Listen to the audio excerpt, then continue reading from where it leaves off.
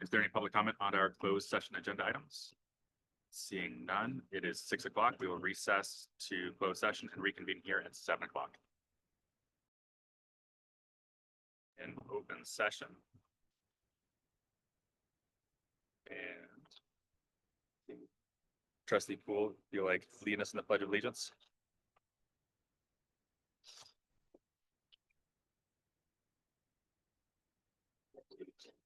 Flag, United States of America, to the republic which stands, one nation, under God, indivisible, with justice for all.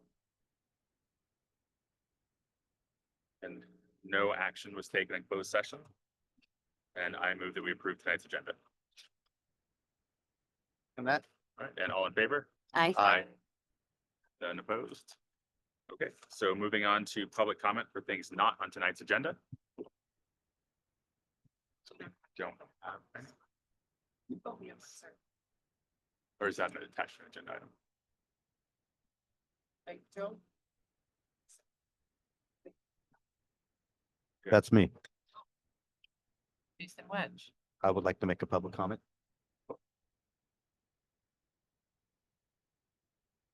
Give us a sec, because you're a trustee, so. Just make a request later. It's more of a public comment. And so I don't see there's anything in our bylaws that we, as trustees, we cannot make a public comment. You're right, just. Not, are you saying you wouldn't make it during board comments? It's not related to an agenda item and you don't want to make it? during No, board it's not comments? really an agenda item. I just would like to get it, first thing part of the meeting than at the back end. Because I always looked at the board, that's more of a, comments and reports from the board. So I wanted to treat this more as, I'm coming as somebody from the public, not as a board member. Yeah, no, Trustee Wedge, this isn't an opportunity to bring up something that's not agendized since you're on the board. Correct. So it's not an opportunity for board members to bring up something that's not agendized. I disagree. I've seen it done before where board members can make a public comment. Okay, well, we're not going to do that tonight. That hasn't been our practice. This wasn't something that you prepared us to make sure that something we could or couldn't do. So we're not going to do that tonight. I didn't see how I had the obligations to have you guys prepare for a public comment, just as everybody else comes and prepares for. You are a comment. trustee on this board, I understand that. right? So So are you denying me to do a public comment? yes, I am. Fair enough. In full disagreement. Okay, so moving on to association comments. Do we have anything from AUTA?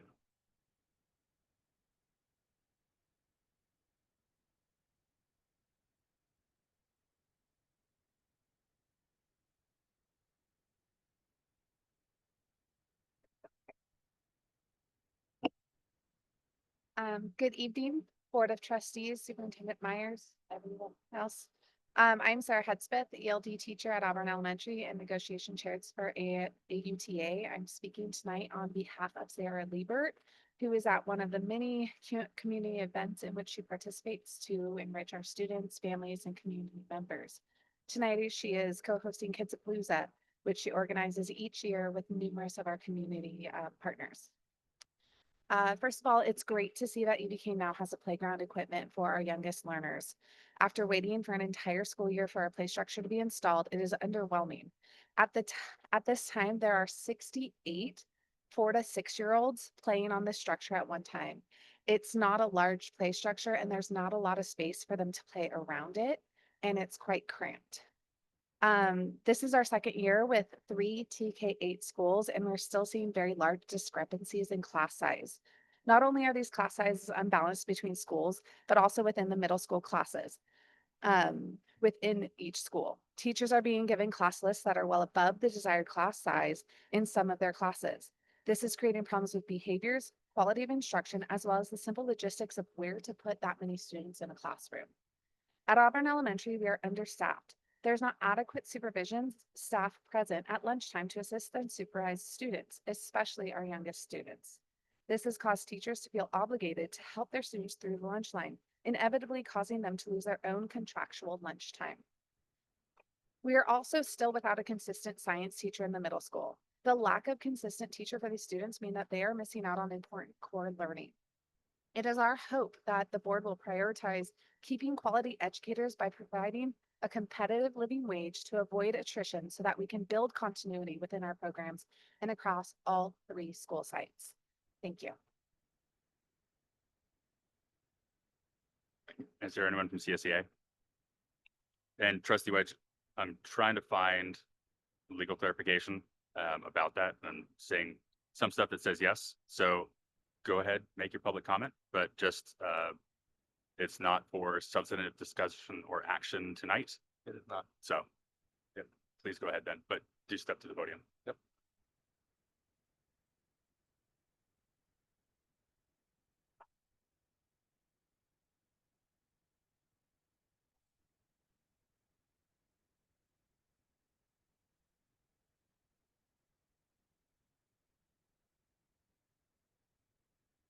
Vote for what?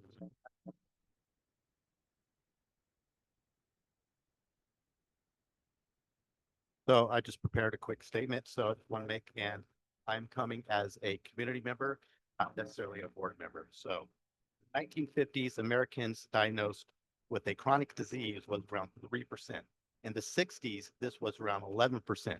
Recently, per the Department of Health and Human Services, it is now at 76.4%.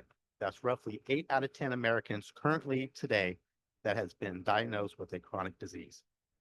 We are currently one of the sickest countries in the world, even though we spend $1.5 trillion a year to address chronic disease. In the 50s, the vaccine schedule for children from birth to 18 years old were less than 10 vaccinations. In the 60s, the numbers of vaccinations increased to somewhere 20 doses for the same age group. Today, our children will receive over 100 vaccinations doses by the time they currently 8 and not qualified for military service. It's a national security. We are owned by Big Pharma at the congressional level, so I believe this needs to be addressed and fought at a local level. When our children are receiving the level of poisons that they are currently receiving, we are destined to wipe out our nation without a single shot ever being fired. Many parents feel they are left with no choice to get their children vaccinated just so they can attend public schools, even though they may disagree with this unconstitutional law currently in place. It's time to push back this unconstitutional law and give the decision back to the parents where it belongs and stop this genocide against our children. I will always support a parent's right to choose whatever they believe is best for the children when it comes to vaccinations. Thank you. Thanks. And Jason, sorry, just don't surprise us. I didn't know offhand, what the rules would be on that. So that's all. Copy. Yep. Not the content of what you're saying, but just the process for our end. All right. And moving on to item 8, we have a presentation from the city of Auburn.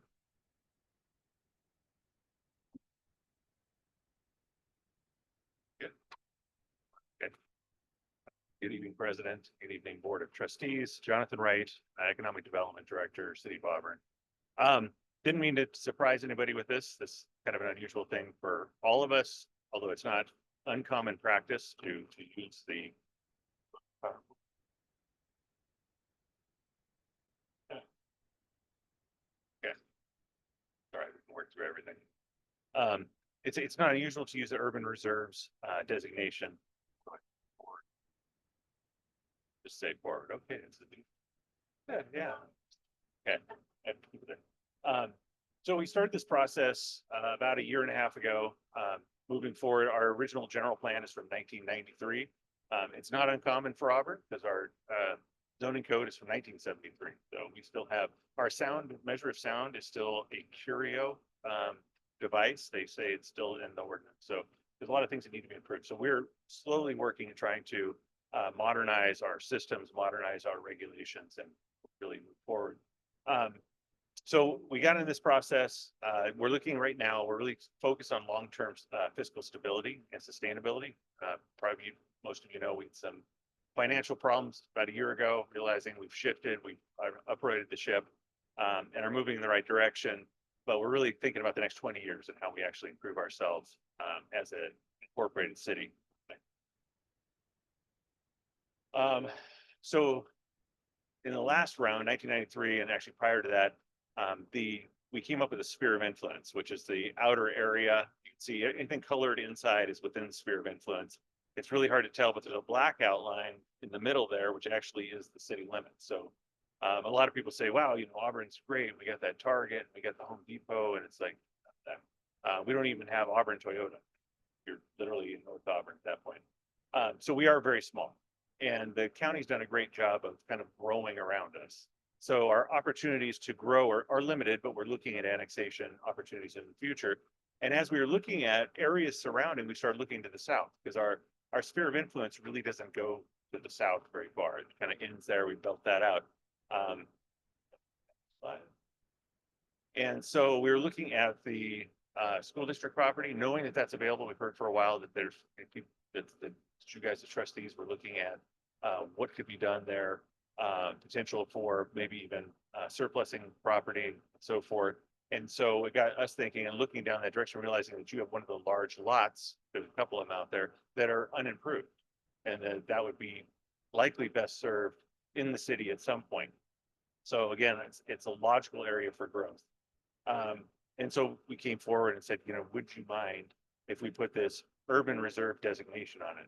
Now, that doesn't mean we're actually annexing you. That doesn't mean you're going to be in the sphere of influence. It means it's a designation that the city at some point intends to bring you in. How does that process work? It works at some point when you're ready to, well, it's you, or if it's a future owner is ready to develop the property and wants to go forward with the designation other than what it is. It would then become, once it was annexed, the surrounding use there is, I believe it's 4 units per acre. So it'd be 4 dwelling units per acre, low density residential, and it would most likely be put there unless somebody had a good idea for it and said, we should really do this here. We would look at that, look at capacity, look at the infrastructure around there and say, does that work? Does that not? None of that's happening right now. The only thing we're asking you is to designate it with the line as an urban reserve area. It doesn't change your underlying plan, doesn't change your underlying zone, doesn't change your underlying use, and the city's not going to come in and just go, you're done. Guess what? You're in the city. That's a whole different process. So we are looking at this on several different places. This is something that's been used in the city before. In fact, we still have urban reserves, and it's just a place marker. At some point, we intend to do it. It's a benefit to the landowner, because if they do try to sell it at some point, it's kind of an assurance to the developer or whoever's buying it that the city's interested in it. And the city would have a much higher density designation for it than what it is now, which I believe is ag res or something like that. So here's the area that we're looking at including. You can see that there's a lot of parcelization to the, what would that be, the east. But these are the large lots that are contiguous. We know we can supply them with infrastructure, mainly sewer, water, and so forth. And so the whole idea is just to bring them into this urban reserve designation. Be one of the few, but we are looking at that for several properties. Again, changes really nothing. Really, at the end. So I just came here because I heard there was questions. I know that you've had a 7-Eleven group that went out and looked at opportunities. Doesn't disrupt anything that they did. Doesn't disrupt anything you're trying to do on there. It is a designation that, just like the sphere of influence, which has been around North Auburn for the last 40 years or so, maybe longer. It's just there because at some point it's of interest to the city to do something with that. If I could, I should have introduced Jonathan, and I apologize for not doing that, Sorry. but Jonathan reached out to Auburn to let us know that that a property of ours, Sherland Track, was included in the general plan and this idea of an urban reserve. And so we kind of talked that through and realized there would probably be some questions, because I told him, we could talk all day about instructional plans and special ed and all those things, but land is not always the thing that we spend all of our time on. And we knew the board would have some questions. So we really appreciate you coming out just to dialogue with us and also giving us a heads up. We are partners here in the city of Auburn, and so we appreciate that. Right. Yeah, we don't go through it. He doesn't make people's property without. Yeah. So that's my question. Are you asking us if we concur with the idea of making it urban reserve? Or, I don't need an official motion. I just wanted to make sure that everybody's comfortable with it going forward.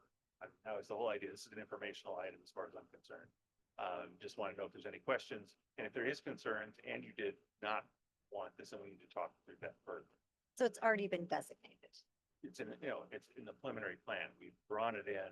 That's why we're having this conversation. The plan will not be adopted till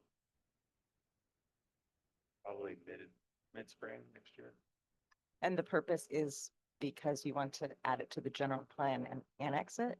Is Yeah, that correct? Yeah, it's a lesser designation than being in the sphere of influence, but it shows our desire to incorporate that in the city at some point. It works better for LAFCO because they're the ones that actually help us, or they're the ones that say whether or not we can annex things or not. If it's already been approved by our general plan, it shows that clearly it's been supported by the plan and being part of the city. Okay. And it shows the city eventually wants to develop that for other purposes. We don't develop it, we would then support whatever somebody wanted to come in to develop there, say we have the infrastructure. I guess that's my question is that, it sounds like, Karen, that, at some point you would like to see that, that land developed at some point. At some point, it's, vacant land, it would belong in the city, we think best, and when a developer came along, working with whoever the landowner is at the time, then we would work with them.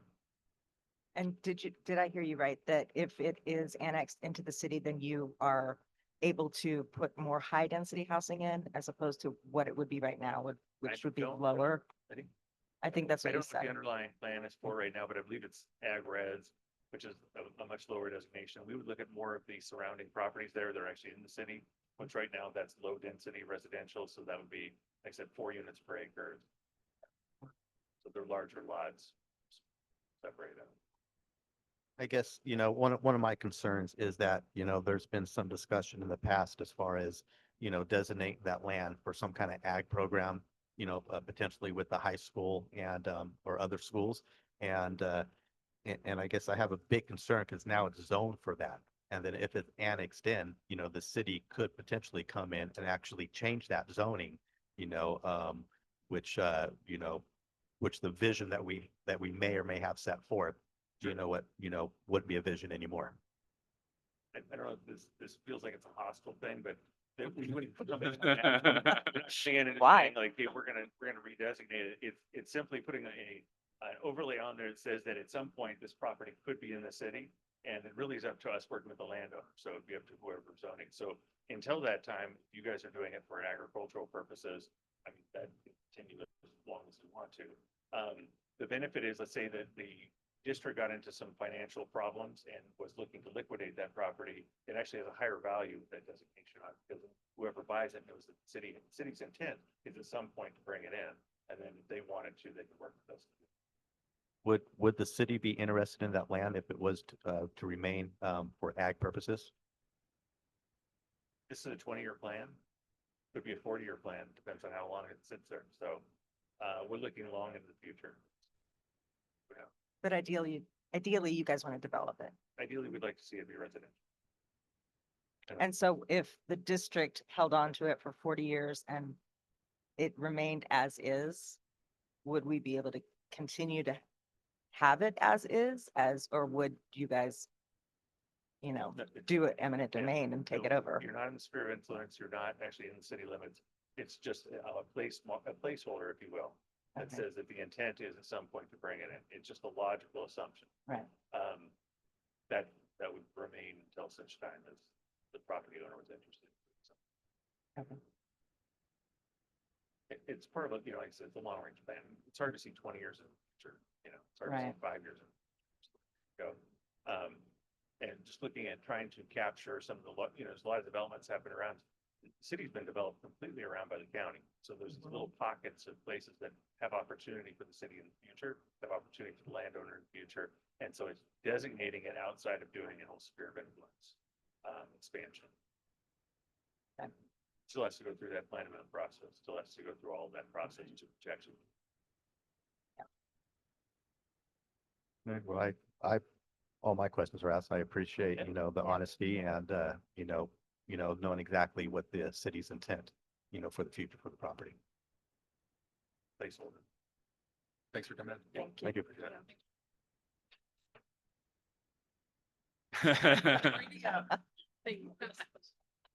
So move into the consent agenda. Is there anything that we are looking to pull on that? Not seeing any.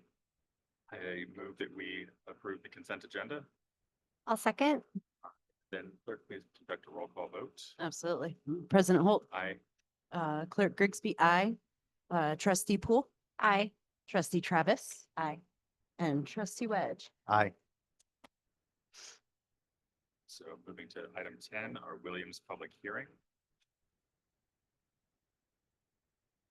So, yep, so it is 7:21. We'll open the public hearing.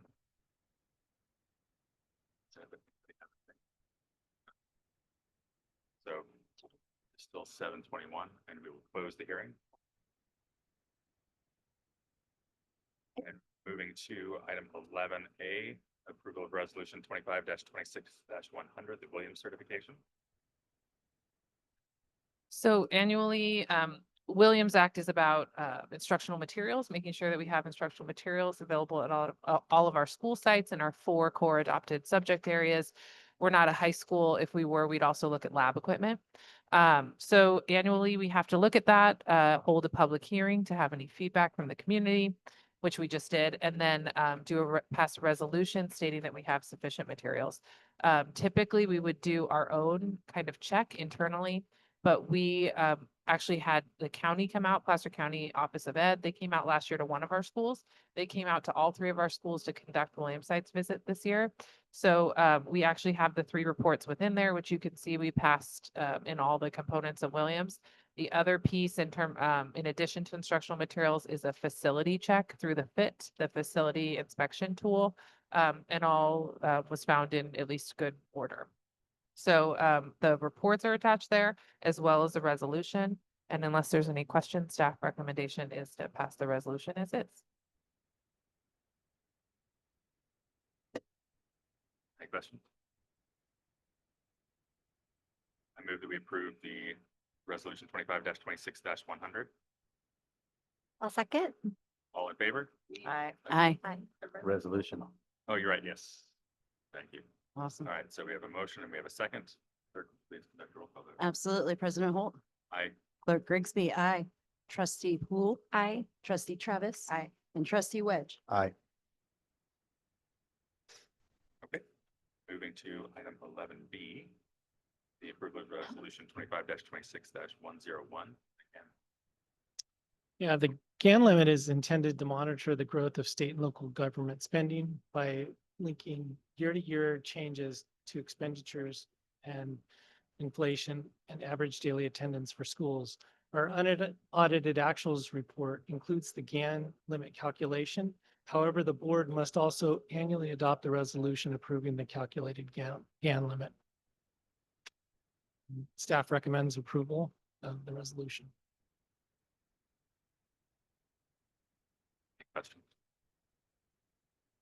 Well, I'll move that we approve the resolution 25-26-101. I'll second that. And clerk, please conduct a roll call vote. Of course. Let's start with Trustee Wedge. Aye. Trustee Travis. Aye. Trustee Poole. Aye. Clerk Grigsby, aye. And President Holt. Aye. Okay, and item 11C, the approval of 24-25 unaudited actuals report.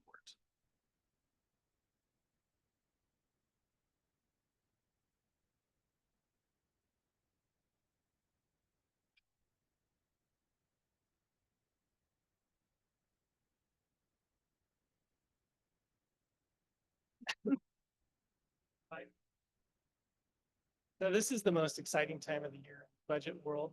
We talk about budgets all year. Tonight, we actually find out what we spent last year. And the district was within budget on 24-25, resulting in a positive increase in unrestricted ending fund balance. The reserve for economic uncertainties were successfully met. Key compliance achievements, the district met its maintenance of effort for special education and maintaining its essential support services.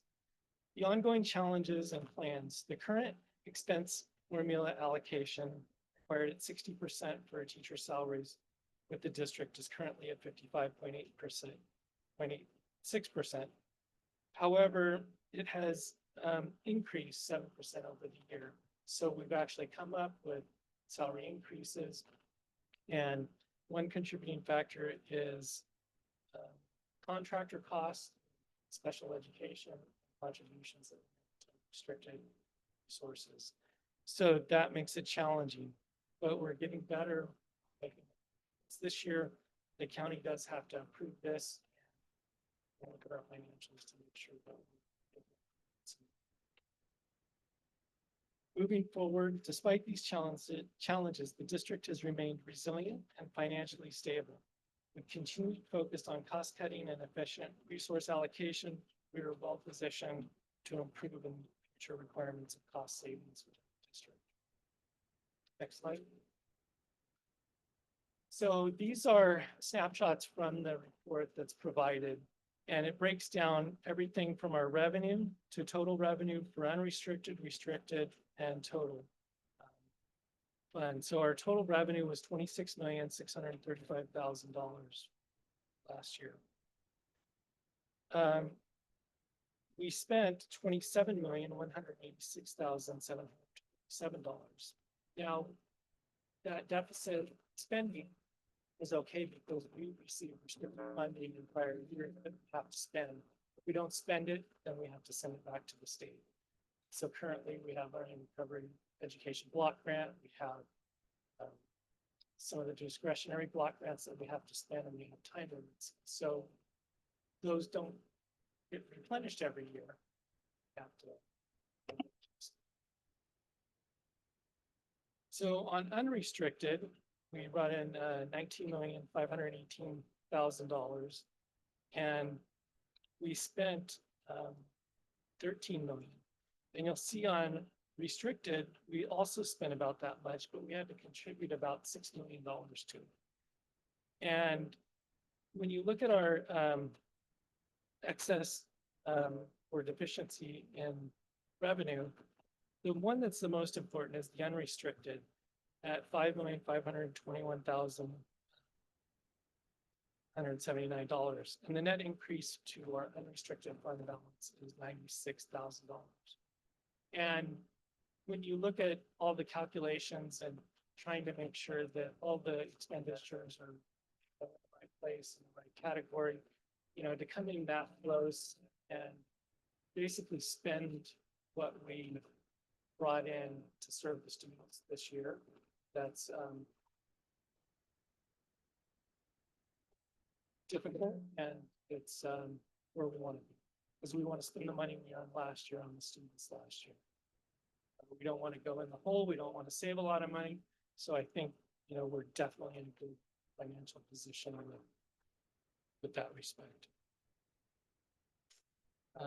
Some of that $96,000, if you look at it, drill down into that number, those are contributions that are hard to estimate from child nutrition, for direct costs, and some funds that were brought into Fund 01, which is our general fund, closing the charter school. So there's about 30,000 there. And when you get that, narrow it down a little bit more, it's about $12,000 increase last year. And so that's for a $27 million budget. That's just a fraction. It's a small amount. Next slide. The Reserve for Economic Uncertainties. The Reserve for Economic Uncertainties 9789 object code is mandated by the state at 3%.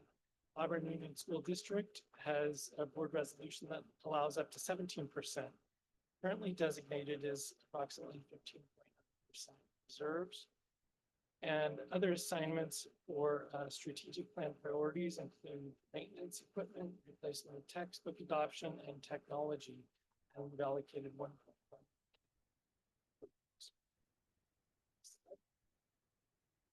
The LCAP supplemental concentration dollars that we get for our low income unduplicated students, foster homeless students that qualify for extra support services. Our district's about 69% duplicated students, and we get $2,961,000. We've spent all of that this year, including carryover from last year. And in that budget, we plan for additional support for those students and all students because they all serve because we have such a high account. We added more services in, so we spent another $221,000.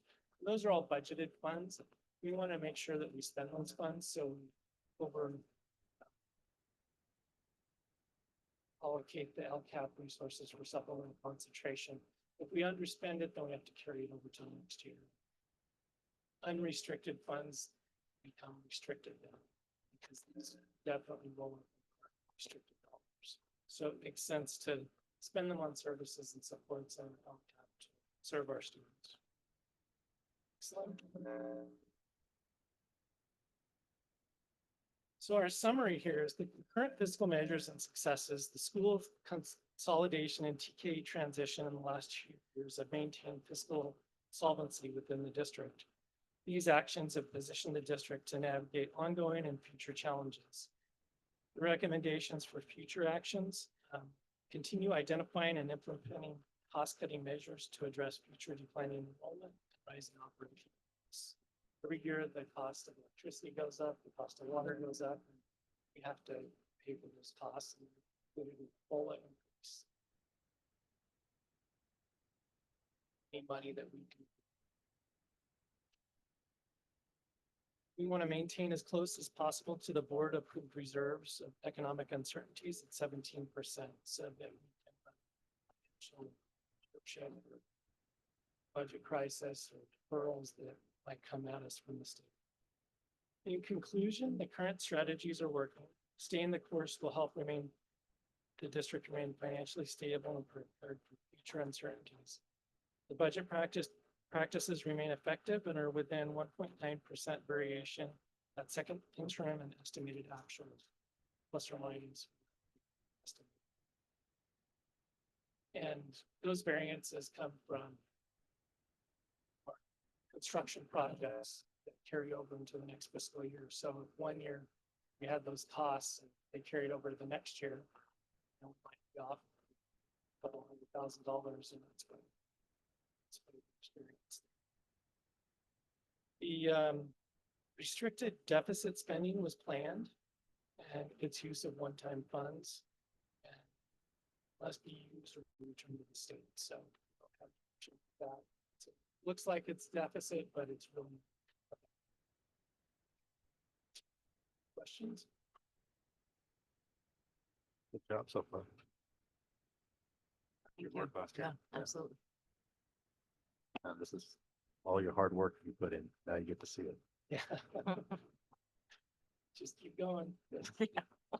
Don't stop. Thank you, Jeremy. Thank you. With that, I will go ahead and move to approve the 24-25 unaudited actions report. Second. And all those in favor? Aye. Aye. Those opposed? Okay, moving to item 11D, AUTA negotiations sunshine proposal.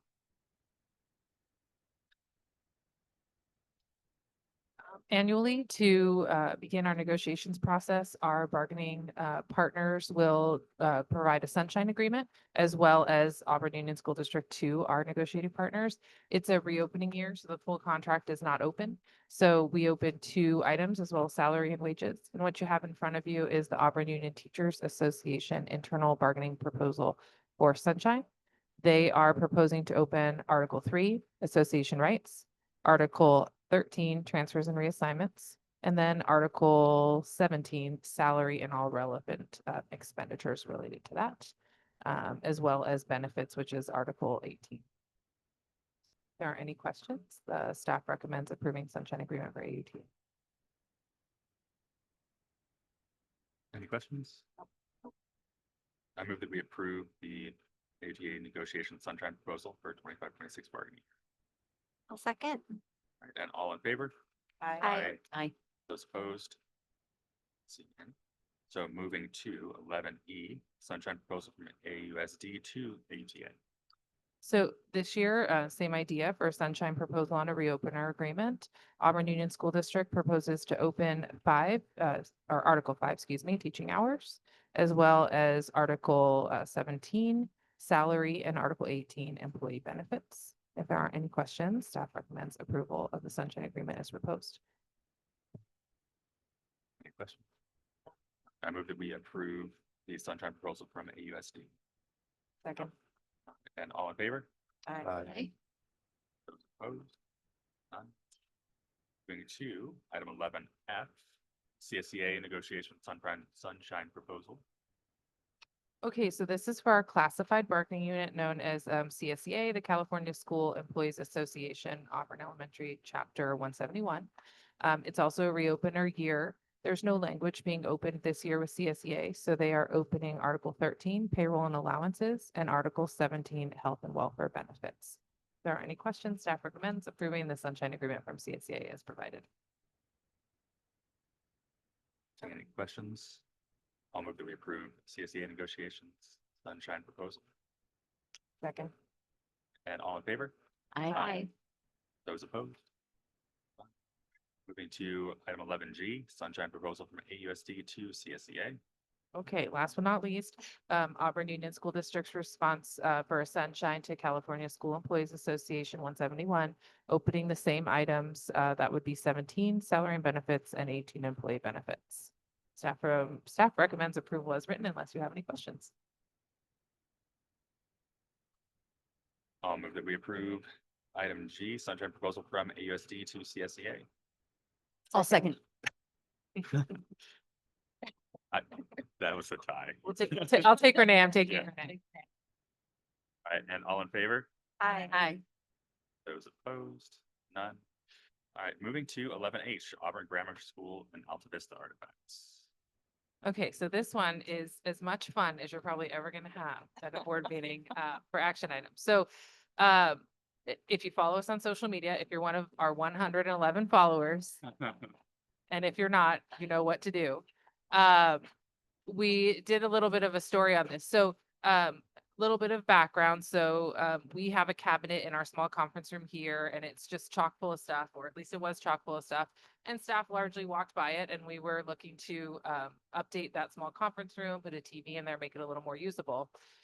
And we were looking at that cabinet thinking, what is this thing? And there's a picture of Hoover, Dr. Hoover on the top, who is of Hoover Cave fame and found fossils in the Auburn Rec area.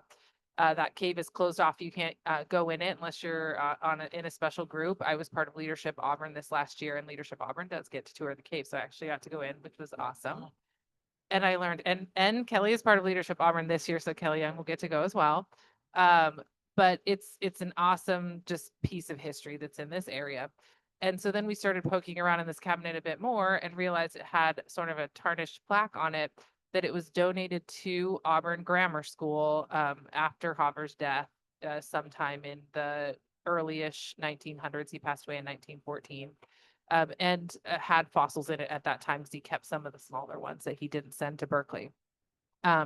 And so those fossils have since been some donated to Sierra College, some sort of lost in the midst of Auburn Grammar being closed for a while before it became City Hall in the 90s.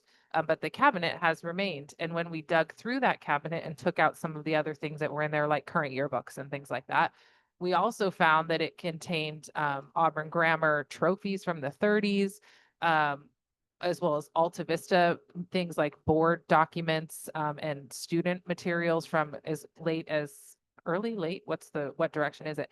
1880s. Wow. Yeah, so very awesome. Definitely a piece of history that we're very proud to have had in our office, but also maybe not the best place for it, given that to save some of that energy that's very expensive that Jeremy talked about, when we're not here in the summer, the air conditioning's off and this building can be 100 degrees. And it is a portable building. So as much as we try to keep it as nice as possible, the humidity levels are not necessarily tightly controlled. And so being part of Leadership Auburn, I also had a chance to go to the Placer County Collections and Museum last year and see right here in Auburn that we keep for the county things that are of historical value in a temperature controlled, humidity controlled space, all cataloged and cared for. And so we had reached out, Jenny helped to reach out to Carol Kramer, who's the county historian, and ask her if she would come take a look and see if this really was something of value like we thought it was. And I think it was probably the most excited she's been in quite some time about finding something that cool. And we kind of talked about what options would be for this piece of history so that we could care for it. So what you're being presented with tonight with that background are a few options.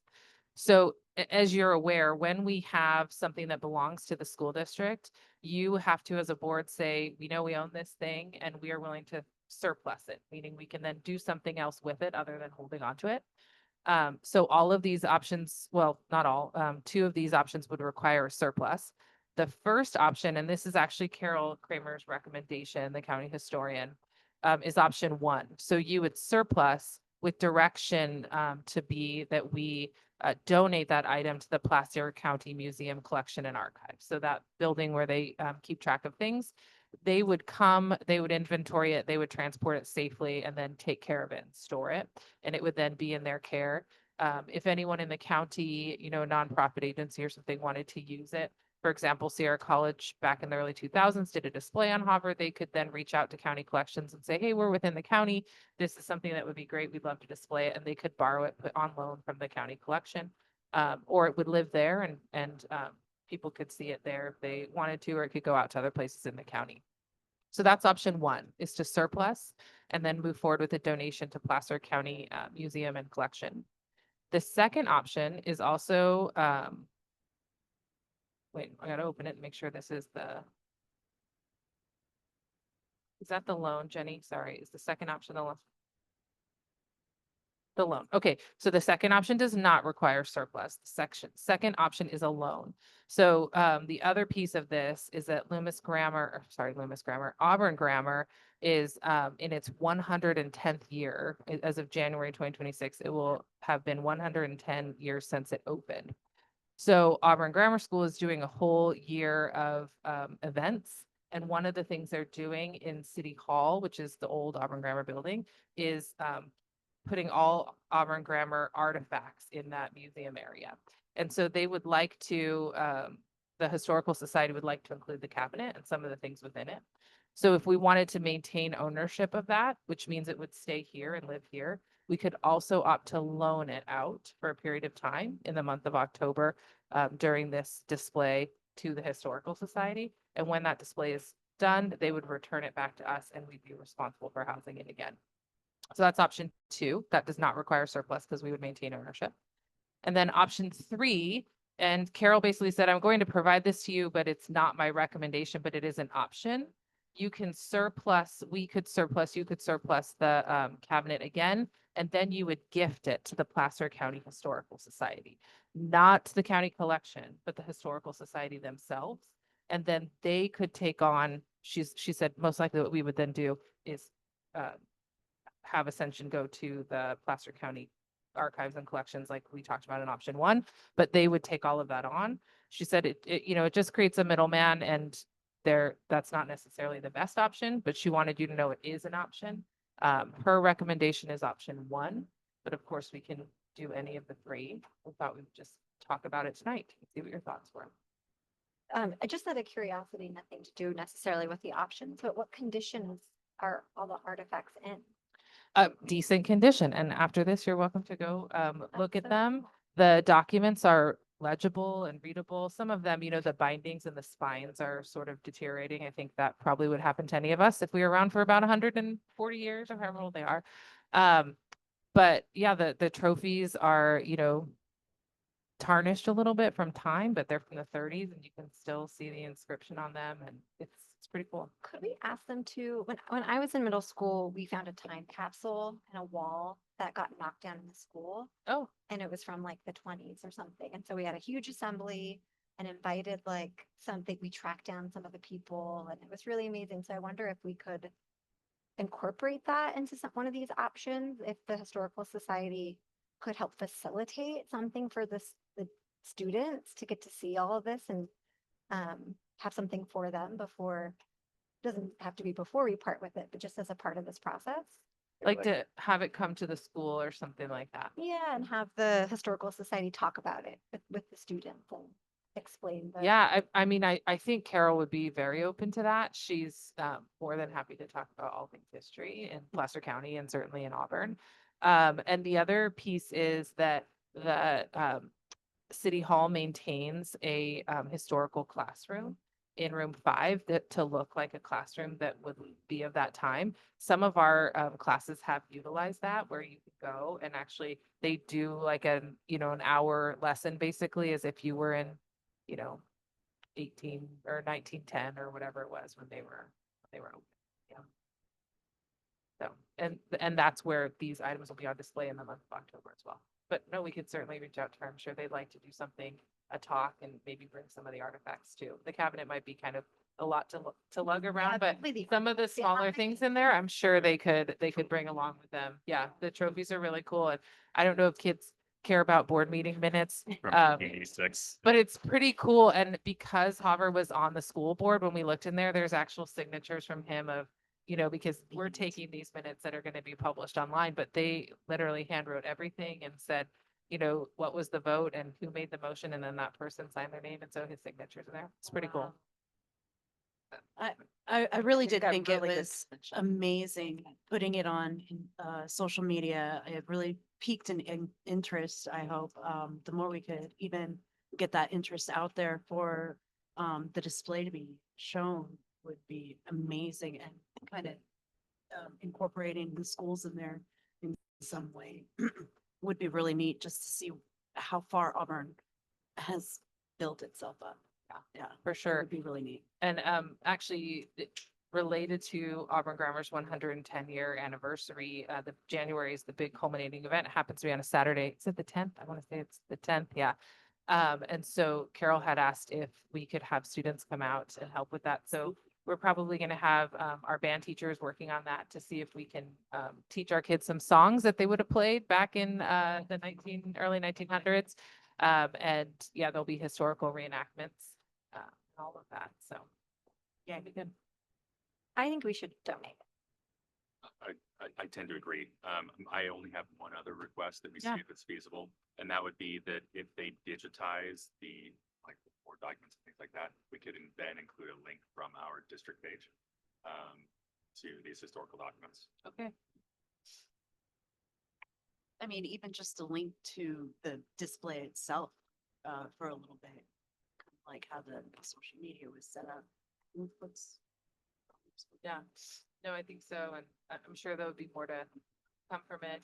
And, it'd be great to do a press release or something. So, when it makes its way to county collections and all of that, just so it's just an interesting tying piece of history.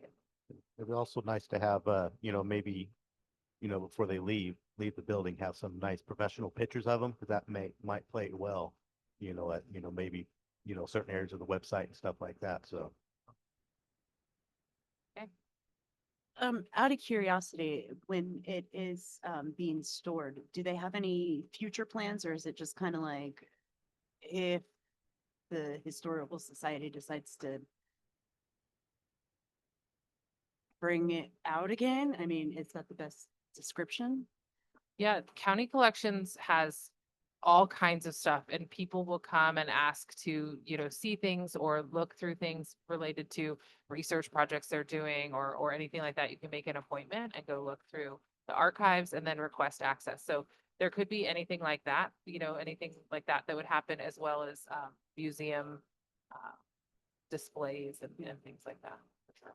And that's something that we could end up requesting some of these back too, if we wanted to do a special historical display, like a Yep. school office, right? So we could request to borrow those items for that purpose. But this way they're actually maintained, taken care of, and probably archived and digitized by trained historians and archivists. I absolutely think that taking care of these artifacts would be amazing, and I'm sure they have the abilities to do it.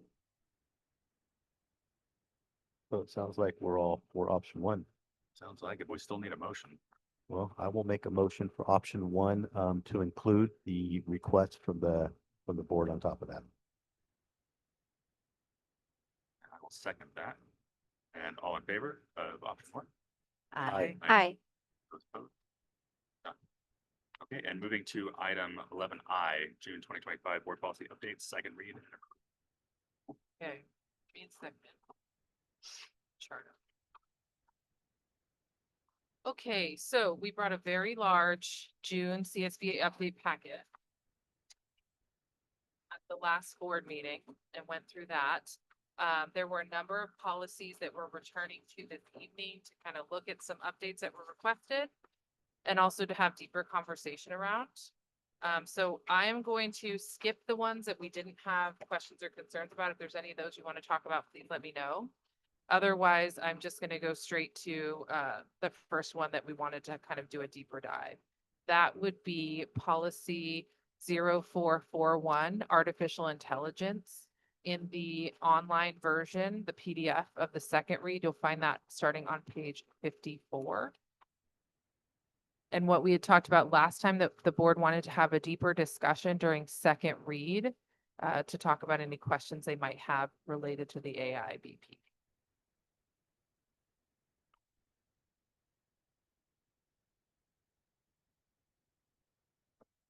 All right, who wants to start us off? I just, on this one, I think it's really vaguely worded. I don't think I mean, there's no AR that goes with it either.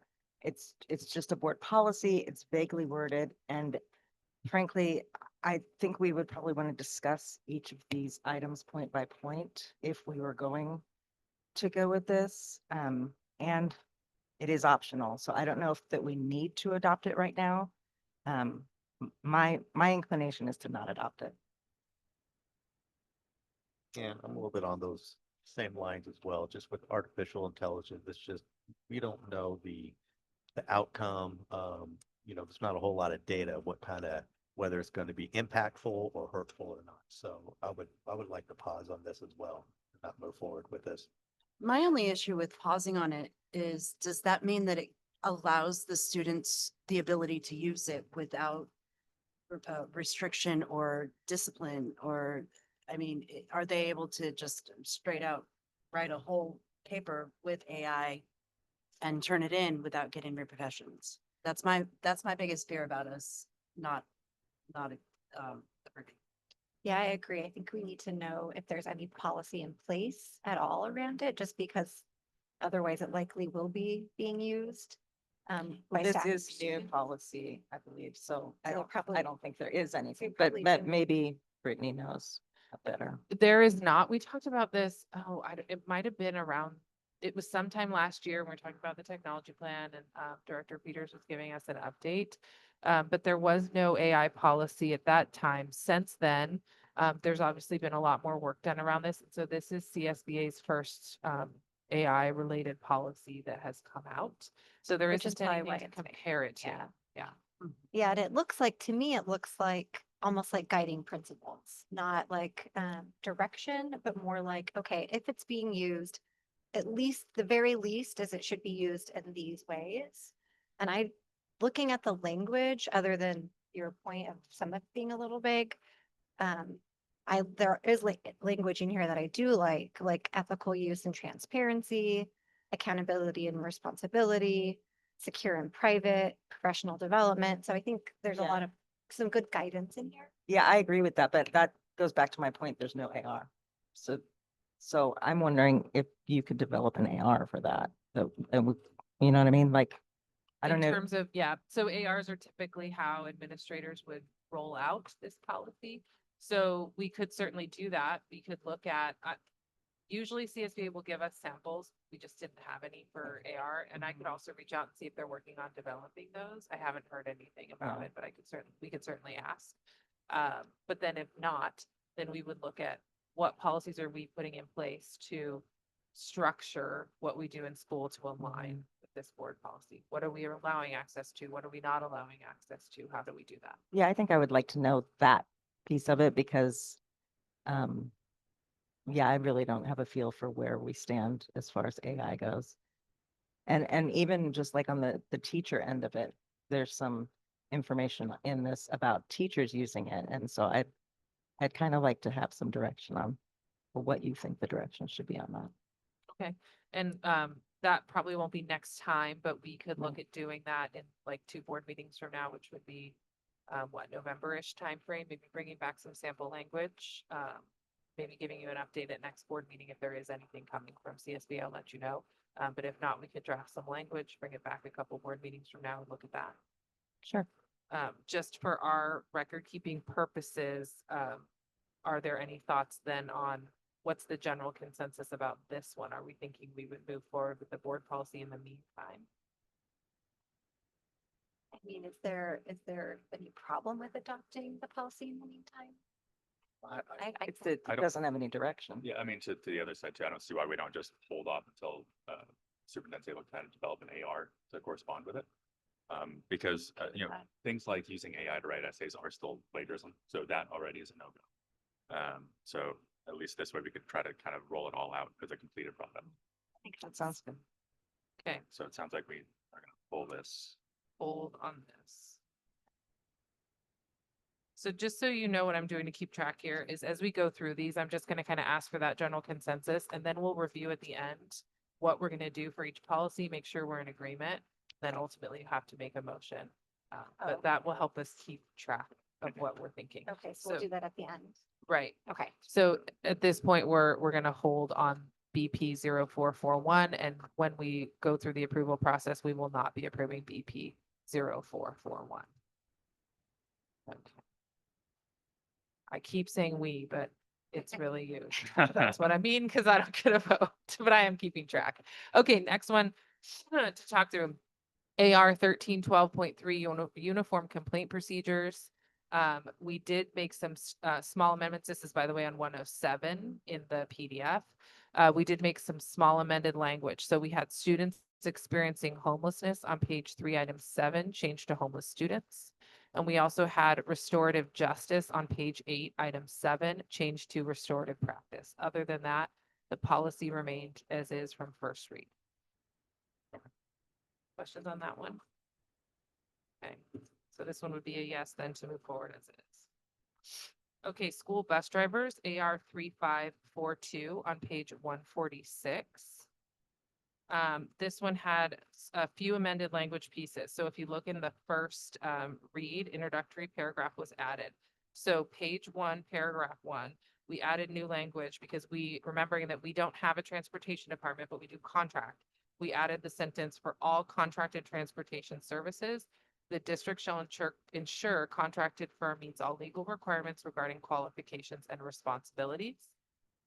We also added language on page 3, item 3 to say at the end of that sentence, as outlined in AR 3543, because that AR provides additional guidance. We wanted to make sure it was mentioned. And then starting on, you won't see it in the second read because it's been deleted. But on after page 3, there was a number of things that only applied to in-house transportation departments, what they're required to do for employees. We don't have transportation employees, so we struck everything after page 3. Any questions on that one? Okay, that one is. Next, AR 4030, non-discrimination in employment. We had a paragraph there on page 3, number 5, paragraph 2. It was the same language as the government code, close, but kind of tweaked, and it was very odd language. So we took straight from the government code and replaced that whole paragraph. It says the same thing, but it's much cleaner. New language reads, an employer may also provide bystander intervention training that includes information and practical guidance on how to enable bystanders to recognize potentially problematic behaviors and to motivate bystanders to take action when they observe problematic behaviors. The training and education may include exercises to provide bystanders with the skills and confidence to intervene as appropriate and to provide bystanders with resources they can call upon that support their intervention. And then we cite that exact government code, which is 12950.2. Other than that, it remains unchanged. Good as written? Yep. Okay. All right, BP 5125, release of directory information. This one was identified for review to have a deeper discussion. I had provided you with some sample language that Emily said she was going to include. that language is, let's see, page 1, paragraph 2, changing to the board authorizes directory information used solely for school and district purposes, and then prohibits sharing it with external entities without parental consent. Page 1, paragraph 4, replacement language suggestion, a student's directory information shall not be included in the minutes of the board's meetings in accordance with board bylaw 9324, minutes and recordings. So that was just open for discussion, and it starts on 299. Just those changes, right? Yeah. that makes sense. Those are yes, those are the 2 proposed changes. Yeah. In agreement, we're gonna leave those as is. Mhm. Okay, with those changes. Sorry.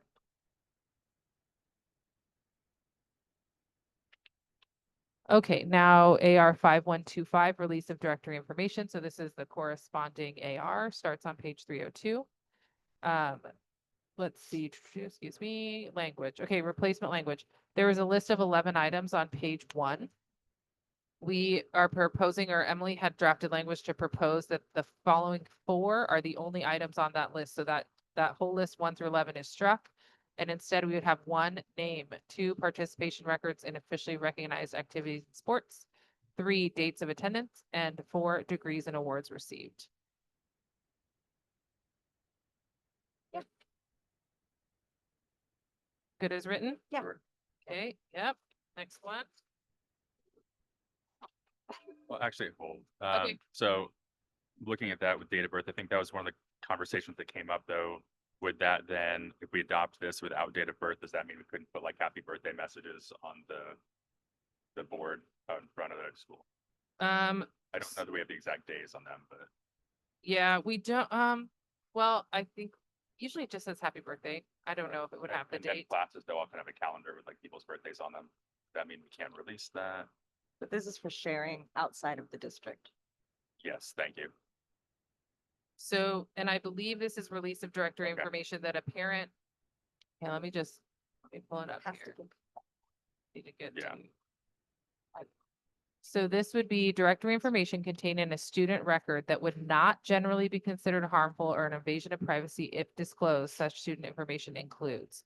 So that would be the parent generally said, you know, yes, my child's coming to school here. I understand my directory information may be released. That's a part of your annual notification. Then all of these would be part of that directory. But if you were to say, well, for example, when you sign your child up for a field trip and you say, yes, I want my child to go and they have this insurance carrier, and here's their policy number. And if my child gets hurt, you can take them to the hospital. Then you could take that child to Kaiser and say their record number is blah, blah, blah, because parents are giving you the permission in that point to share the information. But we couldn't do that without direct okay about that. Otherwise, does that make sense?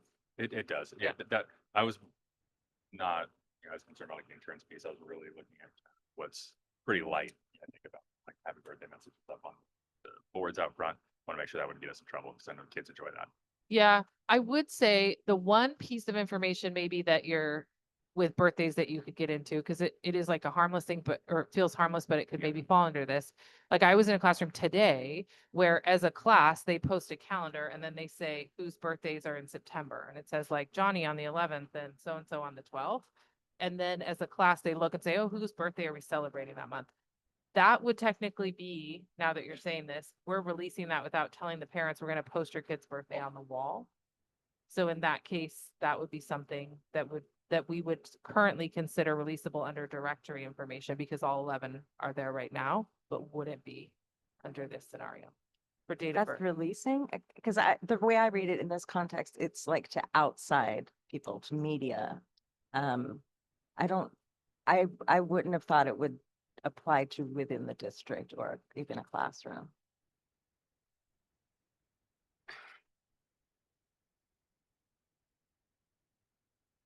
Yeah, because it does say release of directory information. But I guess we're changing the language for what's in the directory. Maybe. Our classroom birthday, the directory. Yeah, that's And what, that's, I don't mean to No, I Yeah. don't. just into, no, we should think it out. I'm just, Yeah, because I'm you don't want wondering. the teacher to feel like, or, yeah. They're like, oh, I can't post birthdays. Yeah, Because, well, I guess it's all, what could someone argue, right? Because if it's just in the classroom and no one's, and it's the class that's in there, that's one thing. But we just had back to school night and that was on the wall for back to school night. So then if anyone's parent is in that classroom and looks at the wall, they know Johnny's birthday is on. So that's, I suggest maybe we also include then date of birth, we keep that in there. And I actually, I know we don't have wrestling right now, but if we were to get wrestling back, that's something where we might release like a weight class. So I actually would like us to keep the weight and height of athletic team members in there. So it's not like we're lining people up to release their height and weight to everybody, but if we want to send an article to the Journal that there's a 6 foot tall 8th grader on the basketball team, that seems totally appropriate for us to release. There's not really another reason people would be doing it, and the district doesn't just release information all the time. It would feel better if we were saying what we were allowed to. So especially if it does mean that way we can celebrate our students and their achievements and different things going on with the schools, then it does almost, can we maybe like, or just for sports? It Right. says that in the current language, it is just for recognized activities in sports. And the weight and height is specifically for athletic.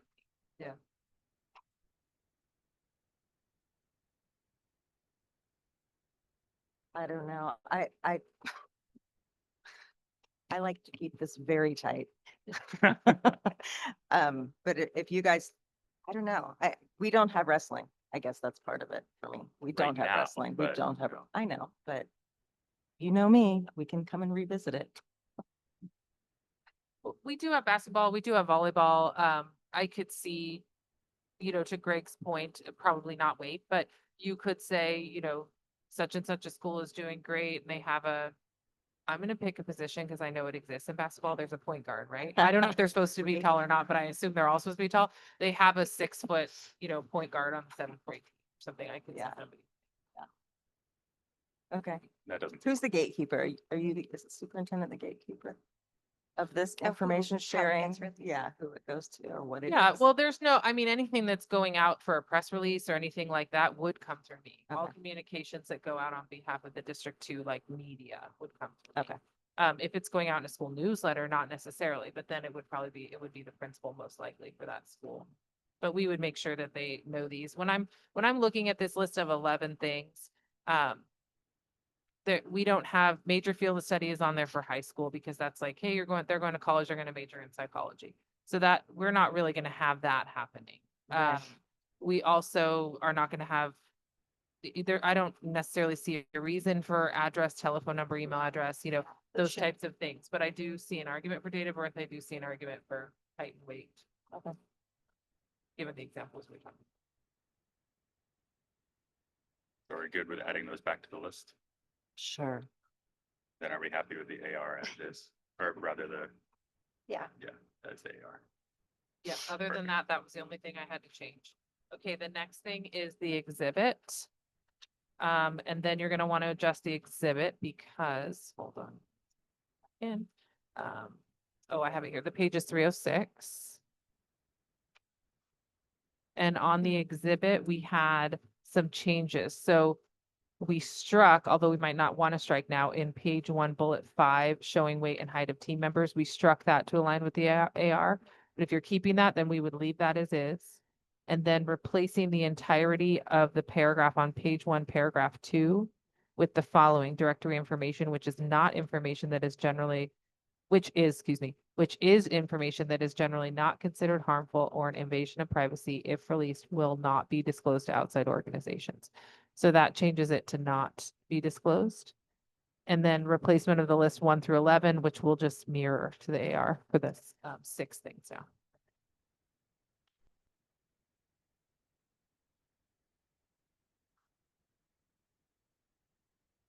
With those changes, sound reasonable? Yes.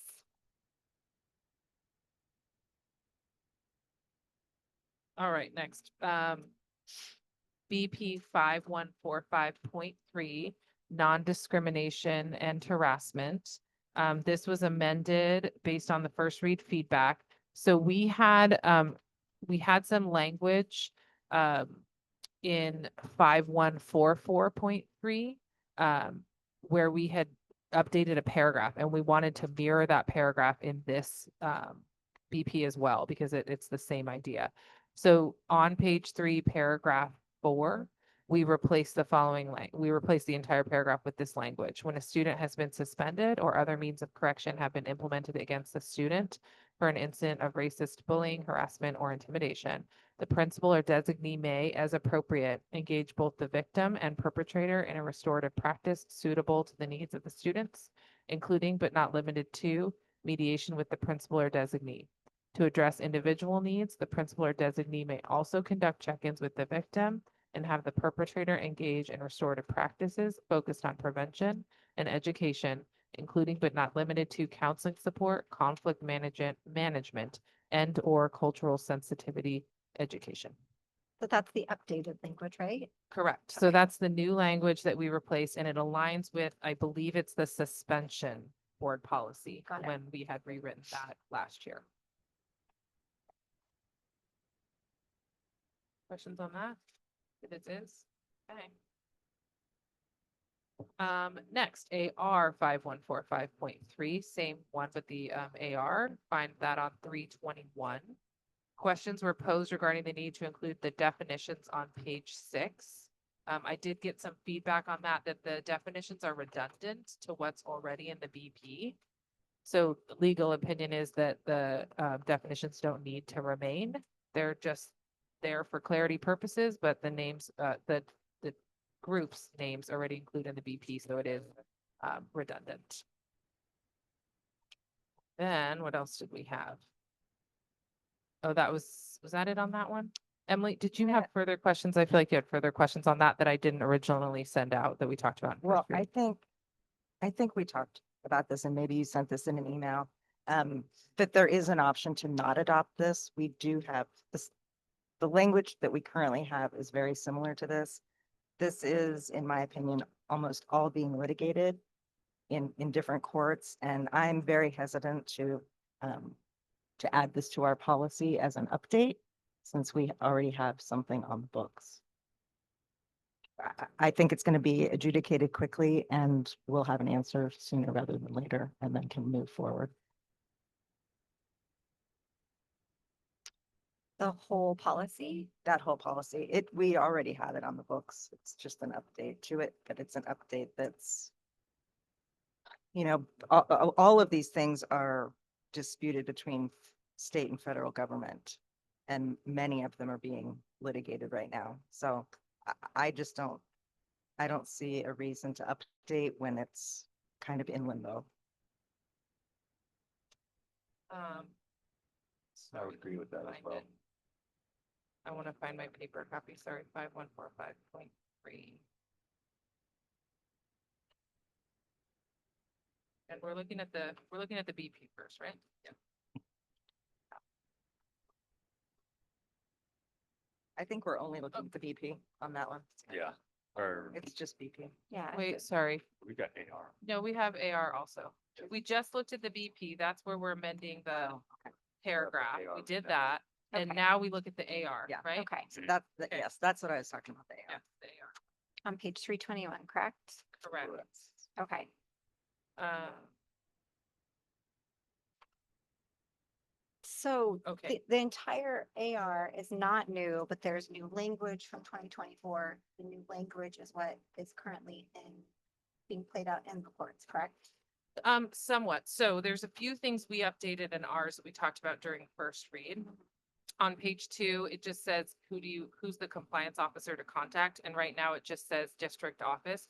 We had updated that to say, director of student support, because that's Kelly.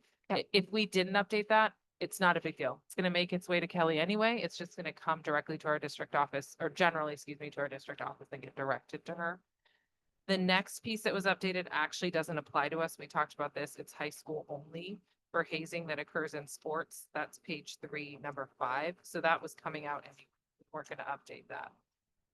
The next 2 pieces that were updated on page 4 are in number 11 and number 12. There are new trainings that are required by law, LGBTQ plus trainings for people who teach 7th through 12th grade. So for us, that's our 7th and 8th grade teachers, our middle school teachers. This is part of what we do with PSW training annually at the start of the year. So the training is happening, but it's just states in this policy that we understand that, or excuse me, in this AR, that it's something that we will do. So the question that, in terms of risk analysis here is like, if you don't have a policy that says you're going to do it or put it in place and you don't do it, that's an issue, right? Because you're like, well, you didn't have a policy that says you were going to work on putting this in place and you had a plan and you also didn't do it. That we're already doing this and following the law because it comes naturally through our PSWs. So there's not a lot of, risk in terms of my conversation when I went to attorney to talk this through, like had been asked. The other thing is that on page 5, paragraph 2, small change day was changed to say work day. I guess that had come up for some districts that people were wanting a definition of, is it a work day or just any day of the week? So that would remain the same. And then the language from the bottom of page 5 on had just changes in it. And that's where you have the definitions and what have you. We still have language on this section, but it wouldn't be updated language. AR is really done to direct administration when you're doing an investigation, for example. Here's all the steps you have to take. I think there's 2 pages of them. It's for clarity. AR is really for clarity. Right. So if we had an investigation we had to do, we would be obligated to look up those steps and make sure we were following them appropriately if they weren't written out explicitly. Okay, so just so I'm clear, because this is quite a long AR, I knew we were looking at the definitions. I'm comfortable not having, everything defined since they're covered elsewhere. But so I'm curious if we didn't adopt this AR, what else would we be losing, I guess? Like, would we be losing the clarity that you're talking about? You'd be losing the language on the training, just to say it's there, even though it would be stated that it's there. You'd lose the workday change, you'd lose the director of student support versus just district office change, also the definitions. And then the changes in the steps that came from page 5 on. Okay, so You would miss those, but there is existing language that has some of these steps. It just hasn't broken out as many as are present in that change. but you didn't have there wasn't anything about what she just mentioned, correct? In the AR, because like the student support title, the steps to follow. So if we're It's the steps themselves that I take issue. And the On way what that this. yeah, can we talk Page about that? 7. What page? Okay. Starts on 5, I think, is that right? It's I think it starts at 7. It's following the definition, so Is that, sorry, page 7 on the first read? Yeah, I'm saying First Street. I don't have the, hold up. Okay. I have the printed. It would, Let me on just look. First Street, page 201. So on, I need to find the first read packet It's really 3 quick. I something. think I have it.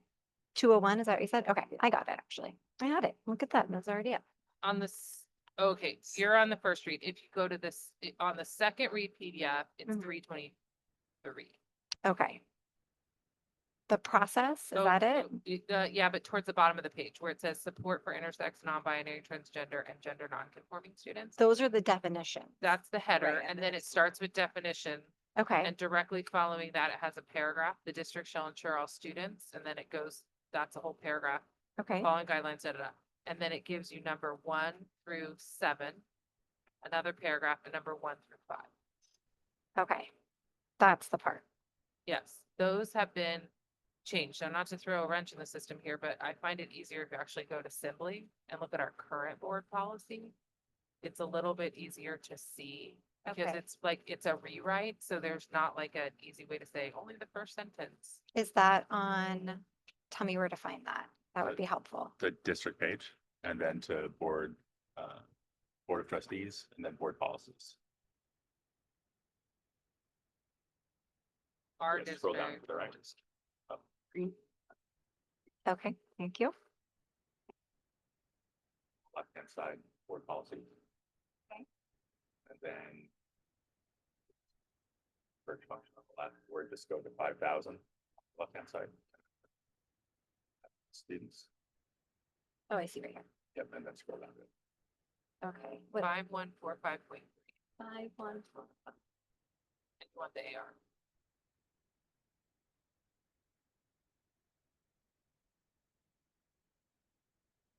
So we last revised 2 years ago, roughly, August. 2023. 5145.13, Nope, just 3. just, there's so many. Okay, and Five. we want the AR. Got it, 5145.3 AR got it.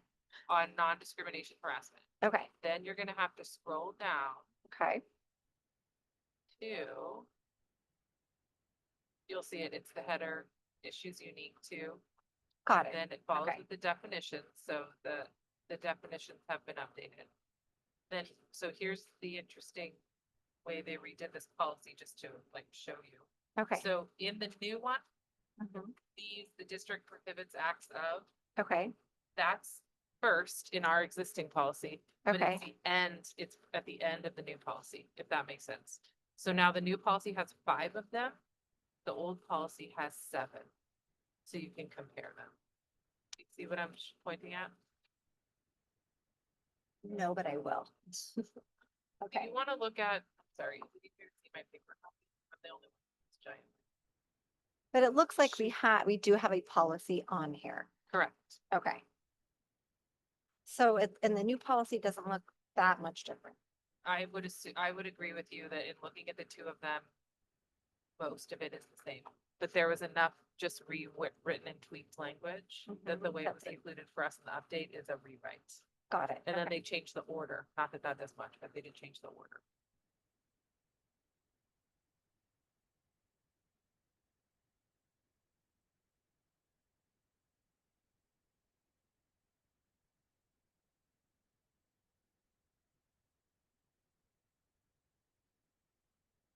I mean, they look, I don't really see a big difference between the two. I didn't see a large difference either. I was under the impression that this was a brand new policy, so it looks to me like what we already have. So I'm fine with not updating it. Since it's being litigated, but we have the the exact policy online. So I think what is being proposed is to not adopt the new policy, leave it as it is. Leave it as it because- is. And wait till the litigation comes back, and then it'll come back, and then, Correct. we can change it at that time. We'll look at it at that time. Yep, Yeah, we that's have exactly it. an exact policy protecting students who are transgender, so. And and I think it's that piece of like, we're, like Emily was saying, like, we're in the middle of all of this. So it's to leave it as is, consider it touches on the majority of the points. I'm just trying to understand what they changed, what was changed.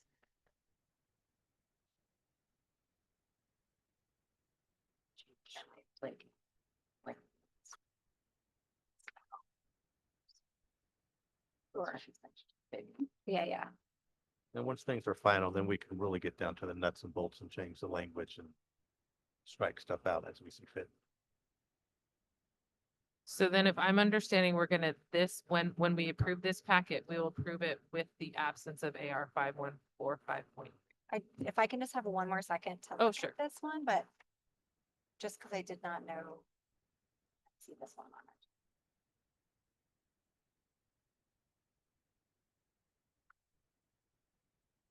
Skip ahead. Skip ahead to 6145.2, then it's very similar discussion. Yep, you go there next, later, backtrack to everything.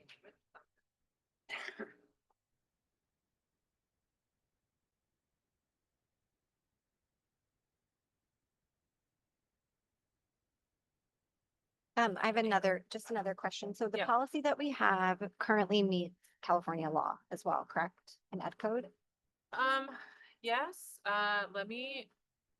I won't say that was such a question mark. I just want to make sure.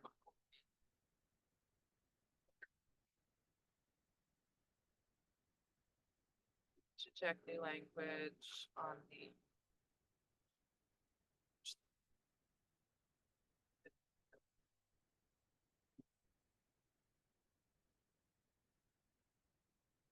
that doesn't apply to us at high school. Work day. And revised section.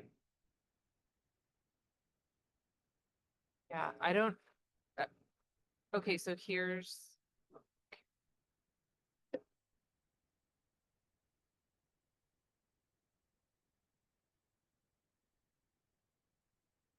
So a lot of this for us, I think the reason that we're not seeing the changes is that the feedback from CSBA, so you remember there was the Title IX changes, we didn't approve them. Lots of boards did. Then the law changed back and it reverted Title IX back. And so a lot of this is talking about that decision on Title IX.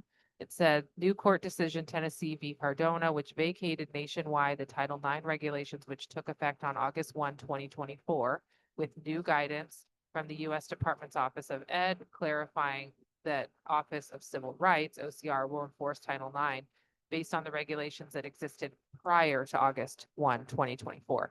So we never adopted the changes that happened after August 2024. We kept ours as is because our delay behooved us because we were a little bit behind. And by the time we got there, they'd already reverted. So I think the reason we're not seeing as big of a change is anyone who did implement those changes has larger changes to make now because they have to revert back. Does that make sense? Okay.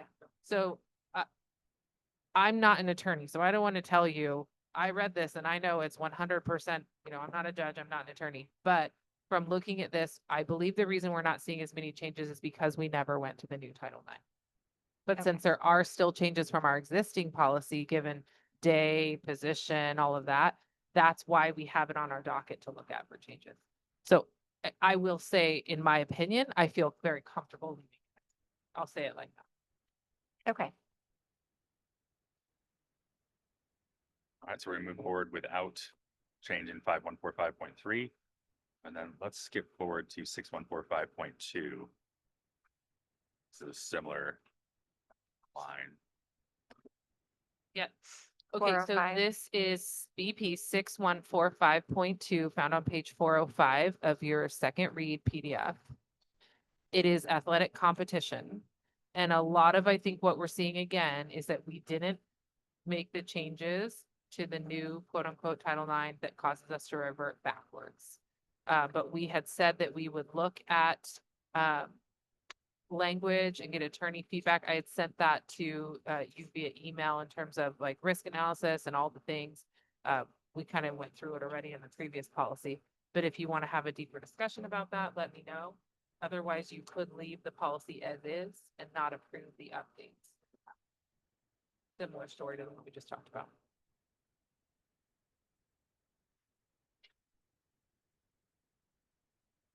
Okay, so do we have a policy? You're saying that we do have a policy around this already, Correct. some language change. Okay, so I want Yeah, to and look at not that. much. So I would recommend go back into Assembly, click on the 6000s Okay, and read VP 6145.2 athletic competition. okay.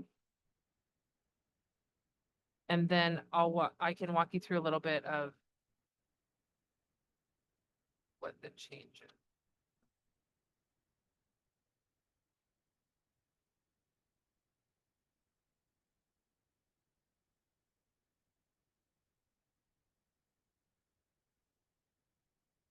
Okay, so the changes in this one, there were a few. So. And this one, some of the changes, they don't really apply to us. So there were some additions on the first page in the new version. 1, 2, 3, 4, paragraph 5, talking about derogatory terms, Native American terms, and then it lists those. It says any district or school which has a mascot, for example, that has a derogatory term, shall complete the implementation of a new school or athletic team name, mascot, or nickname before the start of the 28-29 school year. So this is that example we were talking about earlier, that if you had a name that was derogatory and you didn't adopt a policy saying that you would rectify that by 28-29, and you didn't, and you had still not rectified it, that would be an issue. But Auburn doesn't have any mascots. I mean, we have Panthers, Falcons, and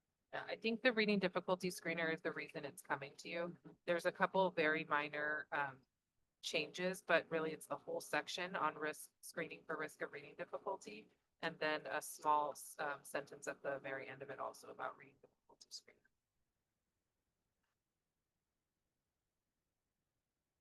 Do you see this policy as far as it's updated will better help in reading and writing skills, you know, with our students, or do you think that we actually need to strengthen this more than what it is right now?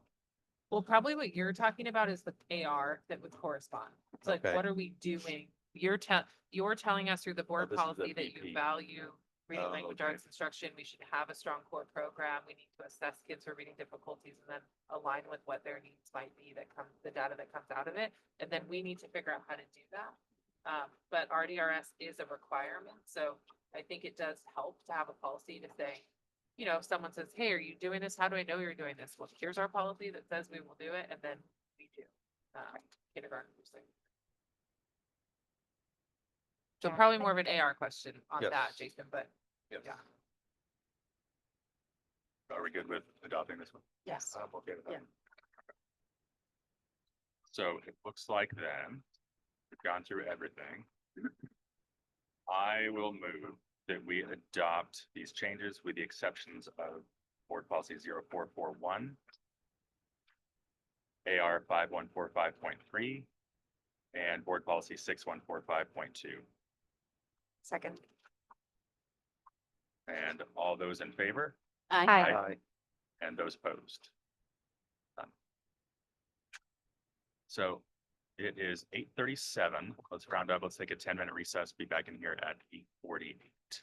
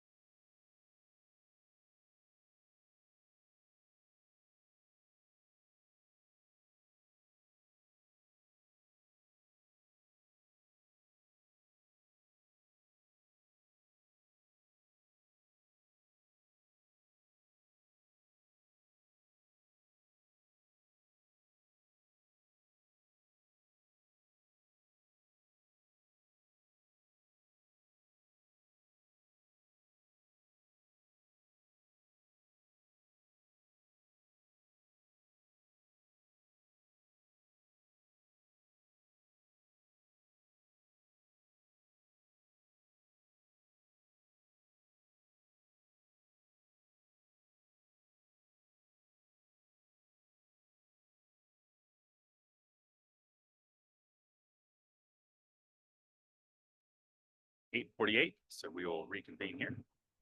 Moving on to item 12A, Board Policy Subcommittee first read. Want me to take the lead? I want to steal your thunder, Amber. Emily, if you want to go Sure. for I it. mean, this one's real short and sweet. Yeah. I don't think, I only have a couple comments or questions. Yeah, and I got my questions and comments covered when we met, so, Okay. yeah, we're good, easy. Maybe one thing to just open the board policy subcommittee schedule and process. We made a couple of updates just as long as everyone's in agreement. And this is just first read, but you can think this over. Or if you have any feedback, give it to us now. We noted when Jenny was going through this, and you have also the spreadsheet of all the policies. If you recall, we had this kind of long list. And when Jenny went through, she realized that there was quite a few where we had updated our policies after CSBA had updated their policies. Most likely meaning they put out an update, we were a month or 2, 3 months behind, what have you, and then we updated right after. So even though they were older and our dates didn't align with CSBA, it was kind of clearly pointing to the fact that they were up to date. So we'd like to kind of count that as good. And we took those off the table, which cut down the number we have to go through. And then the other thing, you'll see a few things tonight that are just minor language change. And those actually do have a little bit of minor language change, but there's quite a few where it's catching it to say that we have a difference from CSBA, but the difference is that it says Board of Trustees in lieu of Governing Board, which is synonymous. And so we would like to also ignore policies that have that or minor grammatical changes. So like there was an accidental period or comma here and just need to strike it kind of thing so that the grammar is correct. If all that looks good and we don't have to bring it back, I want you to guess who found those. I just said, why is she looking at me? I am gonna get you a first edition of Strunk & White's The Element of Style. I have one. First edition? Not a perfect. Okay, I know. what to get you. My father bought me Shrunk and White when I was in high school. He said, you need this Thank right you. here. So I've had a copy since I was It's essential. 15 or I something. appreciate it. I appreciate it. So anyway, outside of that, we would like to, we will bring things to you as the subcommittee, but we would like to just kind of have the purview to say if it's Board of Trustees versus Governing Board, we're going to leave it as is without bringing it forward. And if it's a minor grammatical change, we're just going to make it work. So that's all with that. Okay. Okay, so let's open the BP for comparison review. There's a few policies in there. Remember, we're working all out of the 9,000s, and this actually comprises every policy in the 9,000s that fell on this list. So after this, we're done with the bylaws. There wasn't much. So the first one, we kind of looked through it, didn't have a lot of thought on it, that there was anything major that needed to be discussed. But of course, take a look at it in second read. If you have questions or if you have them now, we can address them. This is on bylaw 9010 public statements. Last review date was in 2018 and was updated since then by CSBA. There's a slight change at the front on Board of Trustees. But after that, it's changes related to public statements made by the board president and if appropriate by the superintendent, and it just changes some slight language there to add, to remove a few things. I don't think, there wasn't anything in here that was substantive. Do you recall? Yeah. Yeah. Well, under board spokesman, that first paragraph, it actually seems to make it more confusing by saying other designated representative rather than representative as designated by the board. Because then who designates the representative? Yeah. Could the superintendent represent it or a trustee? I think I like the original language for clarity. Okay, so the new language would be other designated representative, and you would like to say by superintendent or as designated, or other representative as designated by the board Yes. or board president.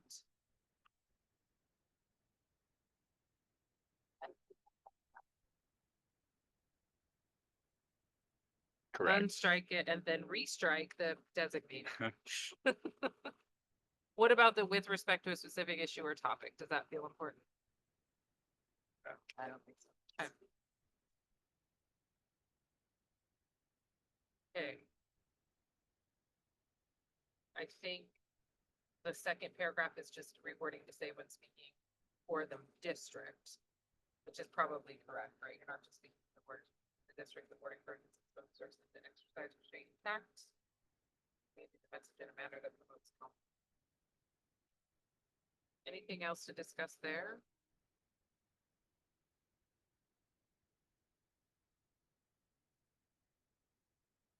Okay. Okay, I'm gonna move on to the next one then. That would be board bylaw 9011, disclosure of confidential privileged information. There's again, it's what slight change at the part, at the start for Board of Trustees. Sorry, Yeah. Gotta go back. I've got a question. Why did we strike or by law? Where it says board spokespersons shall not disclose confidential information or information received in closed session except when authorized by a majority of the board or by law. Is there a reason to strike or by law? Where are you? Oh, in the second paragraph? The third paragraph, under board spokesperson. Are you on the other, oh, you're on the policy before. I'm on the policy. Yeah. Oh, I'm sorry. 1, 2, 3. So that, so what, okay, so maybe let me like realign what we're looking at. This first copy is ours compared to CSBA, and it will align, correct, Jenny? It aligns ours to CSBA. The black language should be ours, the blue is CSBA's. So we didn't strike anything. This is just what it would be to align with CSBA. Does Okay. that make sense? Yep. And then what we did is we looked at it and said whether we thought it was reasonable or not. Okay. Yeah, and So- of course, other law overrules our law, so. Policy. Okay, okay. Next one. We read through this and felt like it was pretty Yeah, I don't think we have Yeah. questions on this one. clear. We didn't have questions on this one. Just maintaining confidentiality. What page are we on the digital version? 13 Thank you. is the strength. Okay, thanks. And for those at home, trustee Grigsby is using her phone to look at the board policy. Her laptop's not working. Yep, so that's the strike through version. And I should have given you a lay of the land. I apologize, but you get the strike through version followed by our original policy or as it stands policy, followed by the sample policy from CSBA. So there's 3 of them there. And the top one with the strike throughs is the combination of the 2. Perfect.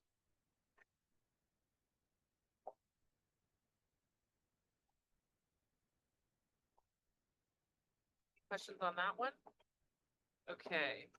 The next one, bylaw 9012, board member electronic communication.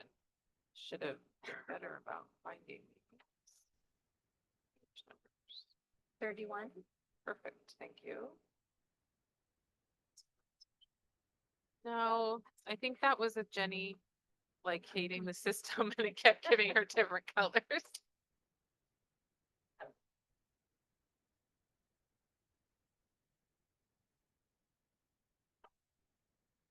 The only question I had on this is how it applies to texting, and I don't know if you had contacted Dave about that or not. No, yeah, the question was, there is something on handling text messages, correct? Yeah. Yeah. And how we keep track of those. I think some board members have mentioned in the past that they'll email themselves Yeah. copies of text messages to maintain a record. But that was the only question. I think you can also, if you have an Android, which I do, you can upload like your archive to your Google Drive.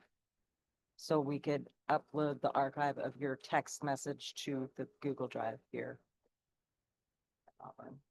Using our email. Or we could just email relevant ones, save those. Right.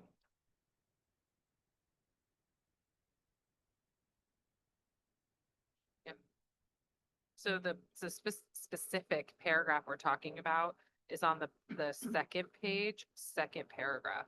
To the extent possible, electronic communication regarding a district-related business shall be transmitted through district-permitted device or account. When such communication is transferred through a personal device or account, the board member shall copy the communication to a district electronic storage device for retrieval.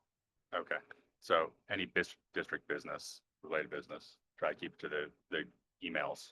Yeah, And then if someone texts you for some reason or sends you a email to your personal account, you would just email that back to yourself to maintain a copy within Google through AUSD account.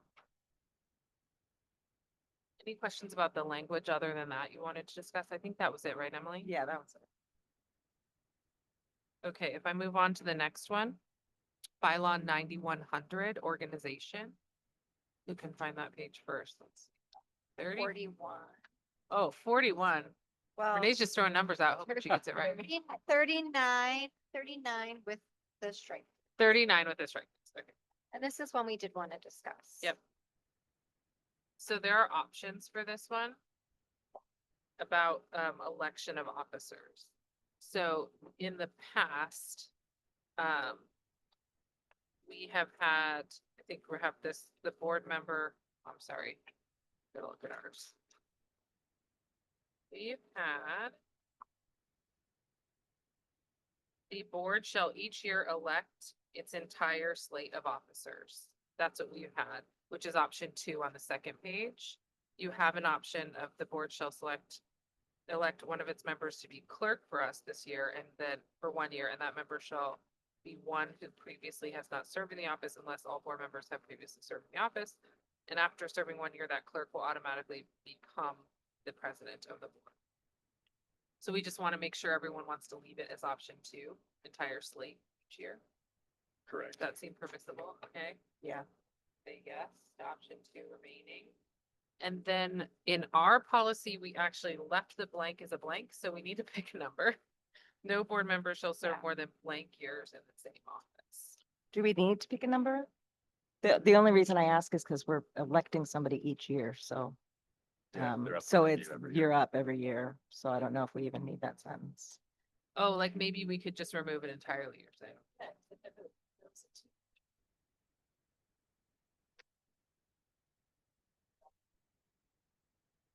Each year.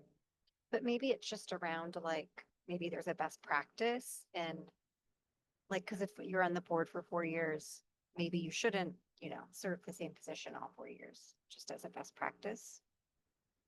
Well, I mean, if you're elected, then you probably should serve those years. I don't know. I like the elected process. It makes sense to me.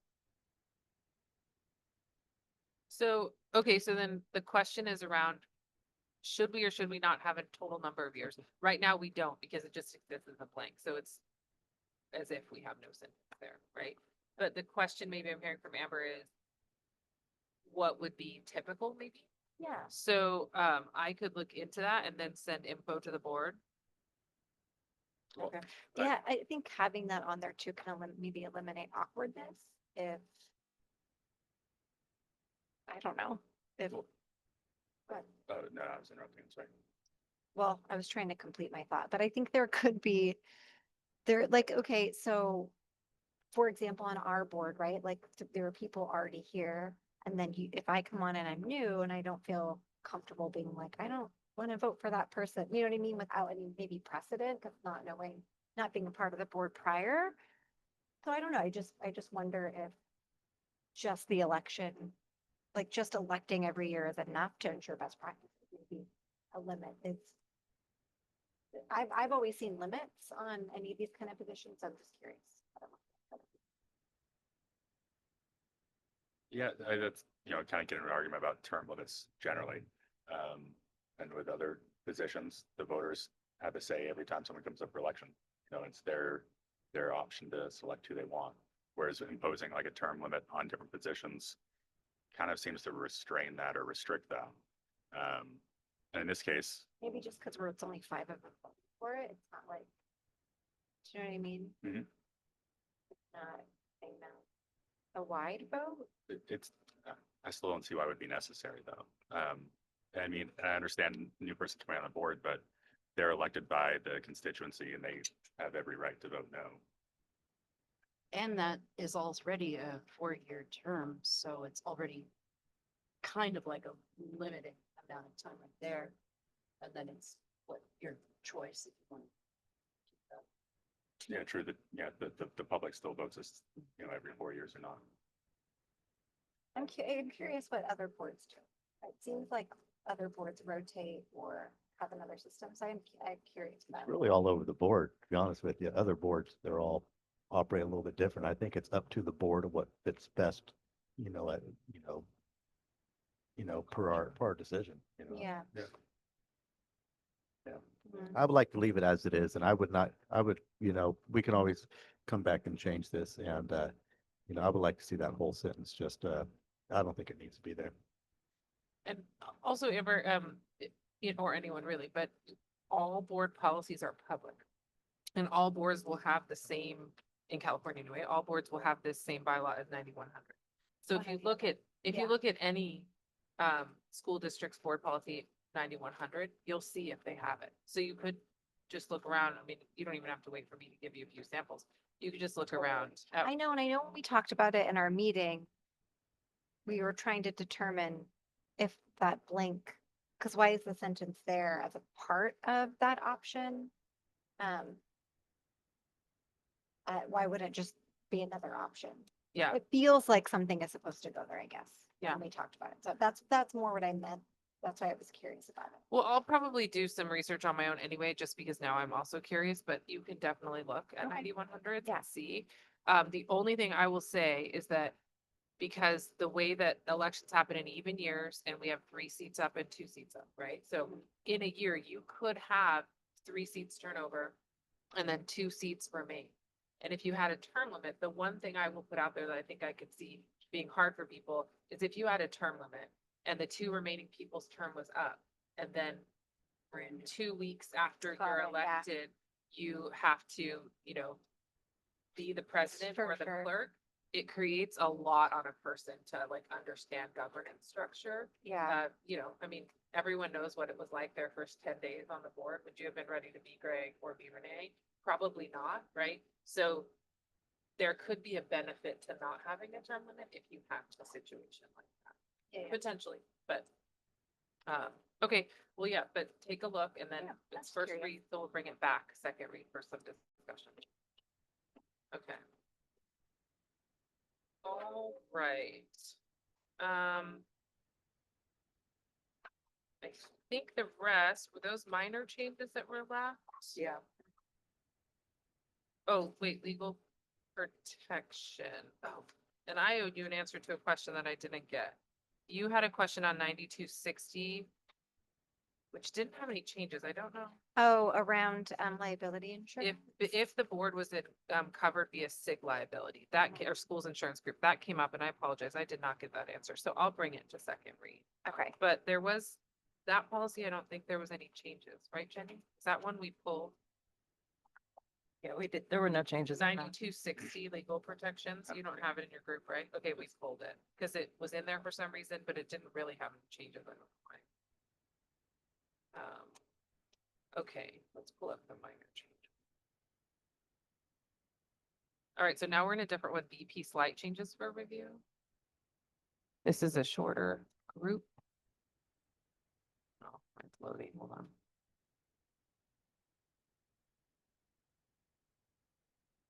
These were the board of trustees instead of governing board, right? I think for the most part, yes. So 9005 was just that, governing board versus board of trustees. We're just gonna leave as is and kind of skip those in future. Same for 9005 governance standards. And what else do we have? 9122 is the same. Oh, that's all governance standards, sorry. 9122 is the same. Yep, that's it. And as long as everyone's in agreement that we're just gonna leave those as is, because that's insignificant, then we'll just come back for second read next time. That's all. See, easy peasy. All right, so moving on to 12B, our facilities update. Yeah, the first thing on the list, I just want to say that our staff is fully staffed for our maintenance crew. We have everybody in place and things are starting to look a lot better at the campuses and things are getting done. Dave's doing a great job at coordinating staff and making sure things get handled, right away and working on our work order system. Our big EV Kane project with the playgrounds, we're working on finishing the fence around the small playground so that we don't have the temporary snow fence in there, and that should be done in the next 2 weeks. And so we're looking forward to that. There is still some fire alarm equipment that has to be installed in the bathroom. The existing equipment's working, it just needs to be upgraded to the current standards. The shade structure at Sky Ridge is, the architects have been out to the site and they've reviewed it, and they're gonna submit the DSA paperwork so we can begin the process there. And we're also looking at another project to upgrade the walk-in coolers.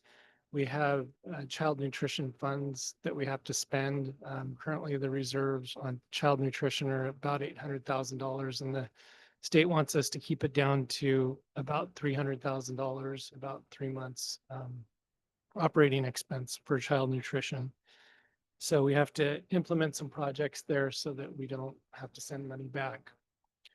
The TK playground at Auburn Elementary, we're looking at a sidewalk improvement so we can get that in place before the rainy season. And we're getting some tables at EB Kane that are easy to move for staff so that they don't have to put them in the wall, so that when we set up and take down for lunch, it makes it a lot smoother and easier for maintenance staff to clean up. And we're also looking at a project along with the cafeteria funds to upgrade the EB Kane station and all the cafeteria areas so that it can be a little more, graphic arts and make it a little softer and nicer for the students. And then we're going to move on to the other sites and see what we can do there after we get EB Kane done. So we'll be bringing those projects to the board in the next month. That's all. Great, thanks. Moving then to 13A, board direction requests. We had, I think, 5 requests, but all have been addressed, 3 via email. And then we did add board to the catapult communications, including the school newsletter. So you should, or principal updates, you should be getting those. And then we have a running spreadsheet for site events that trustees have been using. So I think it's working. I didn't have anything. Great. And were there any new requests that came out of the meeting that I missed? There were 3 related to the Historical Society for the artifacts. I have those. Any other ones, Jenny, that you have?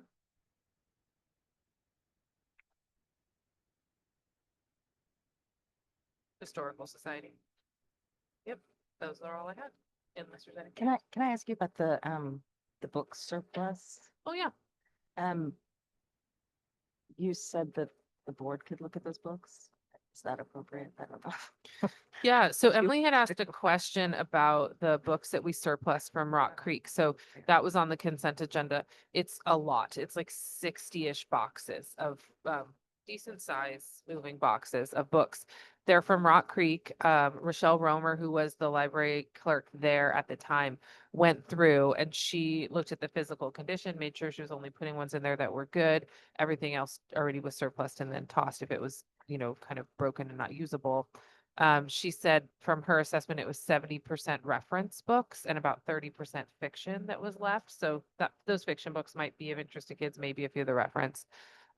Most were old or outdated, or they were duplicates, and anything that didn't fall in that category has already been sent off to the other 3 sites. But there are some in there that kids might want. So Emily had said, can we give those out to the community? We certainly can. I will say, and I would love to do that. What I will say is storing 60 moving boxes is going to be, we don't have a spot for that. The reason we're surplusing them is because we're trying to put leases in place at the site and we have to move those books. So we won't be able to leave them at Rock Creek.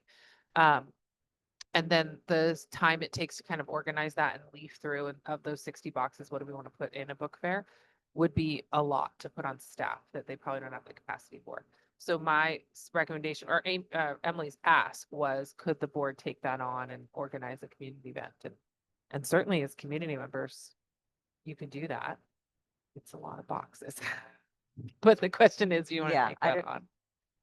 Could I look at them and see what kind of project it looks like that we could take on? I mean, I want to see the books being used. And I know a lot of our kids struggle with reading and maybe they don't have books at home. And if we could get those books into their homes, I'd be happy. And so I'm saying I'm willing to do legwork on it. I'll help but you I- with that. you I don't, love okay. that. So, Great so I idea. don't, can we do that? Is that a board? Can the board do that kind of? Well, you can always volunteer and give back to the, to the community and work through those things. I mean, what are And the get a thoughts of? truck. Yeah, I mean, my only thought is that a lot of those are probably like 1996 Guinness Book of World Records, 1997 Guinness Book of World Records, and That is outdated, like, accurate, eyewitness maybe. histories. Yeah. Oh, they're great, They were but the best one. but there's probably, quite a few things like that and reference materials that are just outdated. So, I mean, I don't see why not, but we do need to get them out of the Rock Creek site. So, You said by October? About the day, Jim. Yeah, so about a month and a half, What- end of October. Do you have that somebody comes and picks them up for you? Is that how you were gonna dispose of them? No, any that were donatable, we could donate, but any that are, if there were things that were like super outdated, or sometimes they won't even take in donation, if we were to dispose of them, then we would do that. So are you saying what's left are things that weren't donatable? Well, not necessarily. So what they did is they surplus anything that needed to be thrown away because it was too damaged. They Okay. moved everything else to the other school sites. And then, to be honest, it was all just boxed up and said, these books are fine condition wise, they just aren't anything anyone wants, and they remained. And Okay. so a lot of things have just remained because those spaces weren't being used, so it could sit there as a storage facility, for lack of a better term. But now we're needing to go through and clear that out so we can use the So space. you would likely throw them away if they weren't. Yeah, I feel terrible saying that I because it feels know. really bad to say you're gonna But throw. until books away, but- October, just to look through them, like you're saying, and maybe. if you can do that sooner than October, I mean, sooner rather than later. it Right, sounds Like yeah. you can't do this on your own as volunteers. That way they can get these cleared out. Well, yeah, we can take a day and go look at it and see what. How soon would you want them to be able to do that? Well, the sheriff is in there now for like sheriff's activities and stuff, but we could talk to them about when would be a good time. Would that be reasonable? I definitely don't want to go on Any time. It's all in one But building. I It's think all in let's the see if library. take a peek. Yeah. Okay. I mean, Alright. So maybe if, oh, sorry, go ahead. No, Rachel. it's quite right. It'd be really neat to be able to do some kind of like read into the school year, read into the community kind of thing. So, yeah, absolutely. If we can get 3 board members to do it No, not three. with the, not with three the, of us. with the helper, then I'm offering my help too. So if We can switch off. Okay. Well, yeah, there's 3 of us, then all of a sudden it's a meeting and. we don't wanna Yeah. do it. Two is appropriate, and then volunteers outside of board members beyond that is fine. But yeah, if you work with Jeremy on the date and then just to make sure we can get you access. I think it probably makes sense that maybe by the end of this month, you go through and feel like, is it a doable project or not? Let us know. And then if not, we have a month to organize how to filter out and get things cleared out of there for them. Okay. Yeah, that works. Yeah, can you just keep them to your timeline? Give a hard deadline where they don't need it done, just. Wow. Now we know Sounds what he good. thinks. get those kids reading. Oh, see your time, take your time, Larry. Okay. You finish your note. I think we're moving on to comments from the board and superintendent. Okay. Great. Okay, comments. I wanted to say a few thank yous to people that were here tonight and have now since left us. They didn't want to hang out for all the board policy talk. But I do really want to thank Jonathan Wright, the Director of Economic Development from coming from the city. Jonathan reached out to us, like I said. I think we are a city by name and it feels like a small town by feel, I think a lot. And it's just nice that he reached out to us and said, hey, you have a property in our general plan. Did you know that? Yes or no? And do you even know what this means? And do you have questions? And then when we did ask questions, he was great setting up time to meet with us and then bringing that forward to say, hey, I think the board's going to have questions too. He was more than happy to come present tonight. So the more we can collaborate across our community, I think it's great. So I just really want to thank him for taking the time. And I know he had another event this evening. He had to cut out a little early to be here for us. So I just really appreciate that. I also want to say thank you to Carol Kramer and the Historical Society. It was pretty fun to do all the stuff with the hover cabinet, kind of go through there. And it's really great to be able to partner with them and have them just ready, willing, and come and talk to us and look at what we have and work through the process with us and be really excited about it. So I want to thank the Historical Society for their partnership with us so far, and I know. Sure. I want to take a minute to say thank you very much, and also congratulations to Jeremy. He did a lot of work on that budget, not just this last closeout, but all the work in the year leading up to it. He's a fantastic member of our team. I'm very appreciative for him. And a 1.9% variation in a budget that is tens of millions of dollars is pretty admirable. And he keeps us on very solid financial footing while also really providing for what we need. He doesn't have a no, but like most CBOs have, you ask a question and they just say no. He tries to work towards yes. And I genuinely appreciate that because it means we use our dollars wisely, but we spend them on the kids that we have here now that generated those dollars. And that's what we should be doing. So, so thank you. I also appreciate our schools. I've been out and about. We're learning and growing, and it's rolling. For the first couple weeks of school, it's all routines and structure, and that's what it should be. But we're into it now. And so today I was at Auburn. I walked through a kindergarten class. They've been in school, some of them for, a handful of days, and they were doing centers. There was little ones sitting, having they were looking through books, and in kindergarten, they're learning about what's a title page? What's a picture? They're not reading it necessarily, but they're getting into print, which is what we want them to be doing. There were these kids with their little workstations working on the letter M, telling me all about it. There was a counting station, and they're self-directed in these stations for a few minutes until they rotate. There's just one teacher there with a teacher center on reading. And then a song played, and I'm talking to this little boy about counting the number 4, and he looks at me and he goes, "It's time to switch." Like, he can't talk to me anymore. He stands right up and he knows what to do. And I think a lot of us have one, or I at one point had 2 5-year-olds in my house with my twins, and getting them to stand up at a chime and walk over and be self-directed in centers for 5 minutes probably seems like an insurmountable task, but kindergarten was doing it. And I saw great things in 5th grade and at recess, and I had 2 little 1st graders. They're all learning their routines, but they left a few straggling garbage pieces around. And so as I'm walking out there, I'm picking it up. And I had 2 1st graders without asking, come and help me, and told me oh, let us help clean up. Like, this is important. And it's just, they're learning good people skills, not just academic skills, but good people skills. So thank you to all of our teachers and staff. I just happened to be at one of our sites today, but it's happening all over. So I'm really grateful to see that. I'm really proud of everyone. That's all. Great. Superintendent, CBO, and staff, thanks. We are off to a great year. So thanks for what you're doing. I saw that at back to school night over at the one school I was at where my kids are. Things look to be going very well. I'm glad to see sports are being utilized and kids are getting involved. The only other thing kind of recently that I've done, actually with Trustee Travis, we both started the Masters in Governance course through CSBA. So we spent a day down in Stockton. We'll be spending other days in Stockton coming up. I'll take one big takeaway from that. It was actually really refreshing that as we're going through this with CSBA, an experienced superintendent who's leading it, there's trustees from around Northern California there. We are doing a lot of the best practices already. So particularly with things like onboarding, our governance practices, the way that we have enforced and delineated the roles and responsibilities for trustees and superintendent, the way the governance team works, we're doing kind of what CSBA is recommending as best practices. And that's refreshing. Like, okay, we don't need to make big changes here. Like, we're on the right track.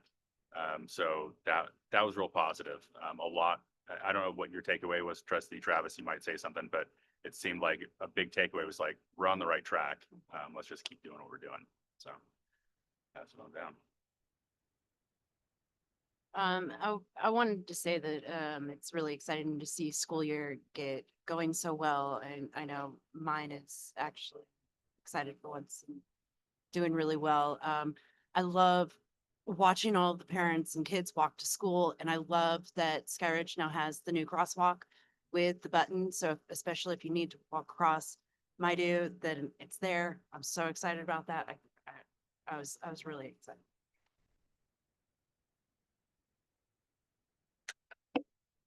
I just wanted to shout out to some of our new teachers because I think they're really good things about some of the new staff, which is exciting. Some of it just in my own house. Some shout out to Mr. White.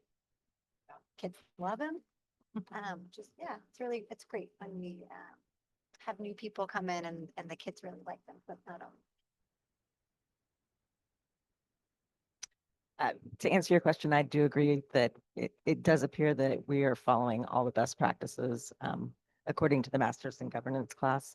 The class is surprisingly good. I go into these things where it's like an 8-hour class and I'm like, this is going to be boring, but the instructor was very engaging, had really good, breakaway groups and good examples from his own experience that he could share because he has been a superintendent in various types of districts. And so we were able to take a lot away from that.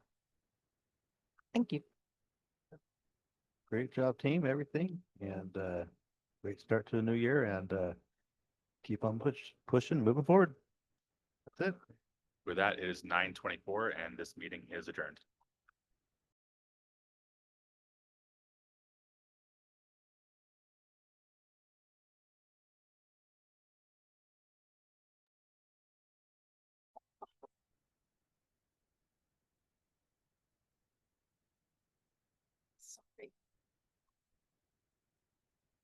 Correction to that, we are adjourning to closed session, and we will reconvene when we leave closed session.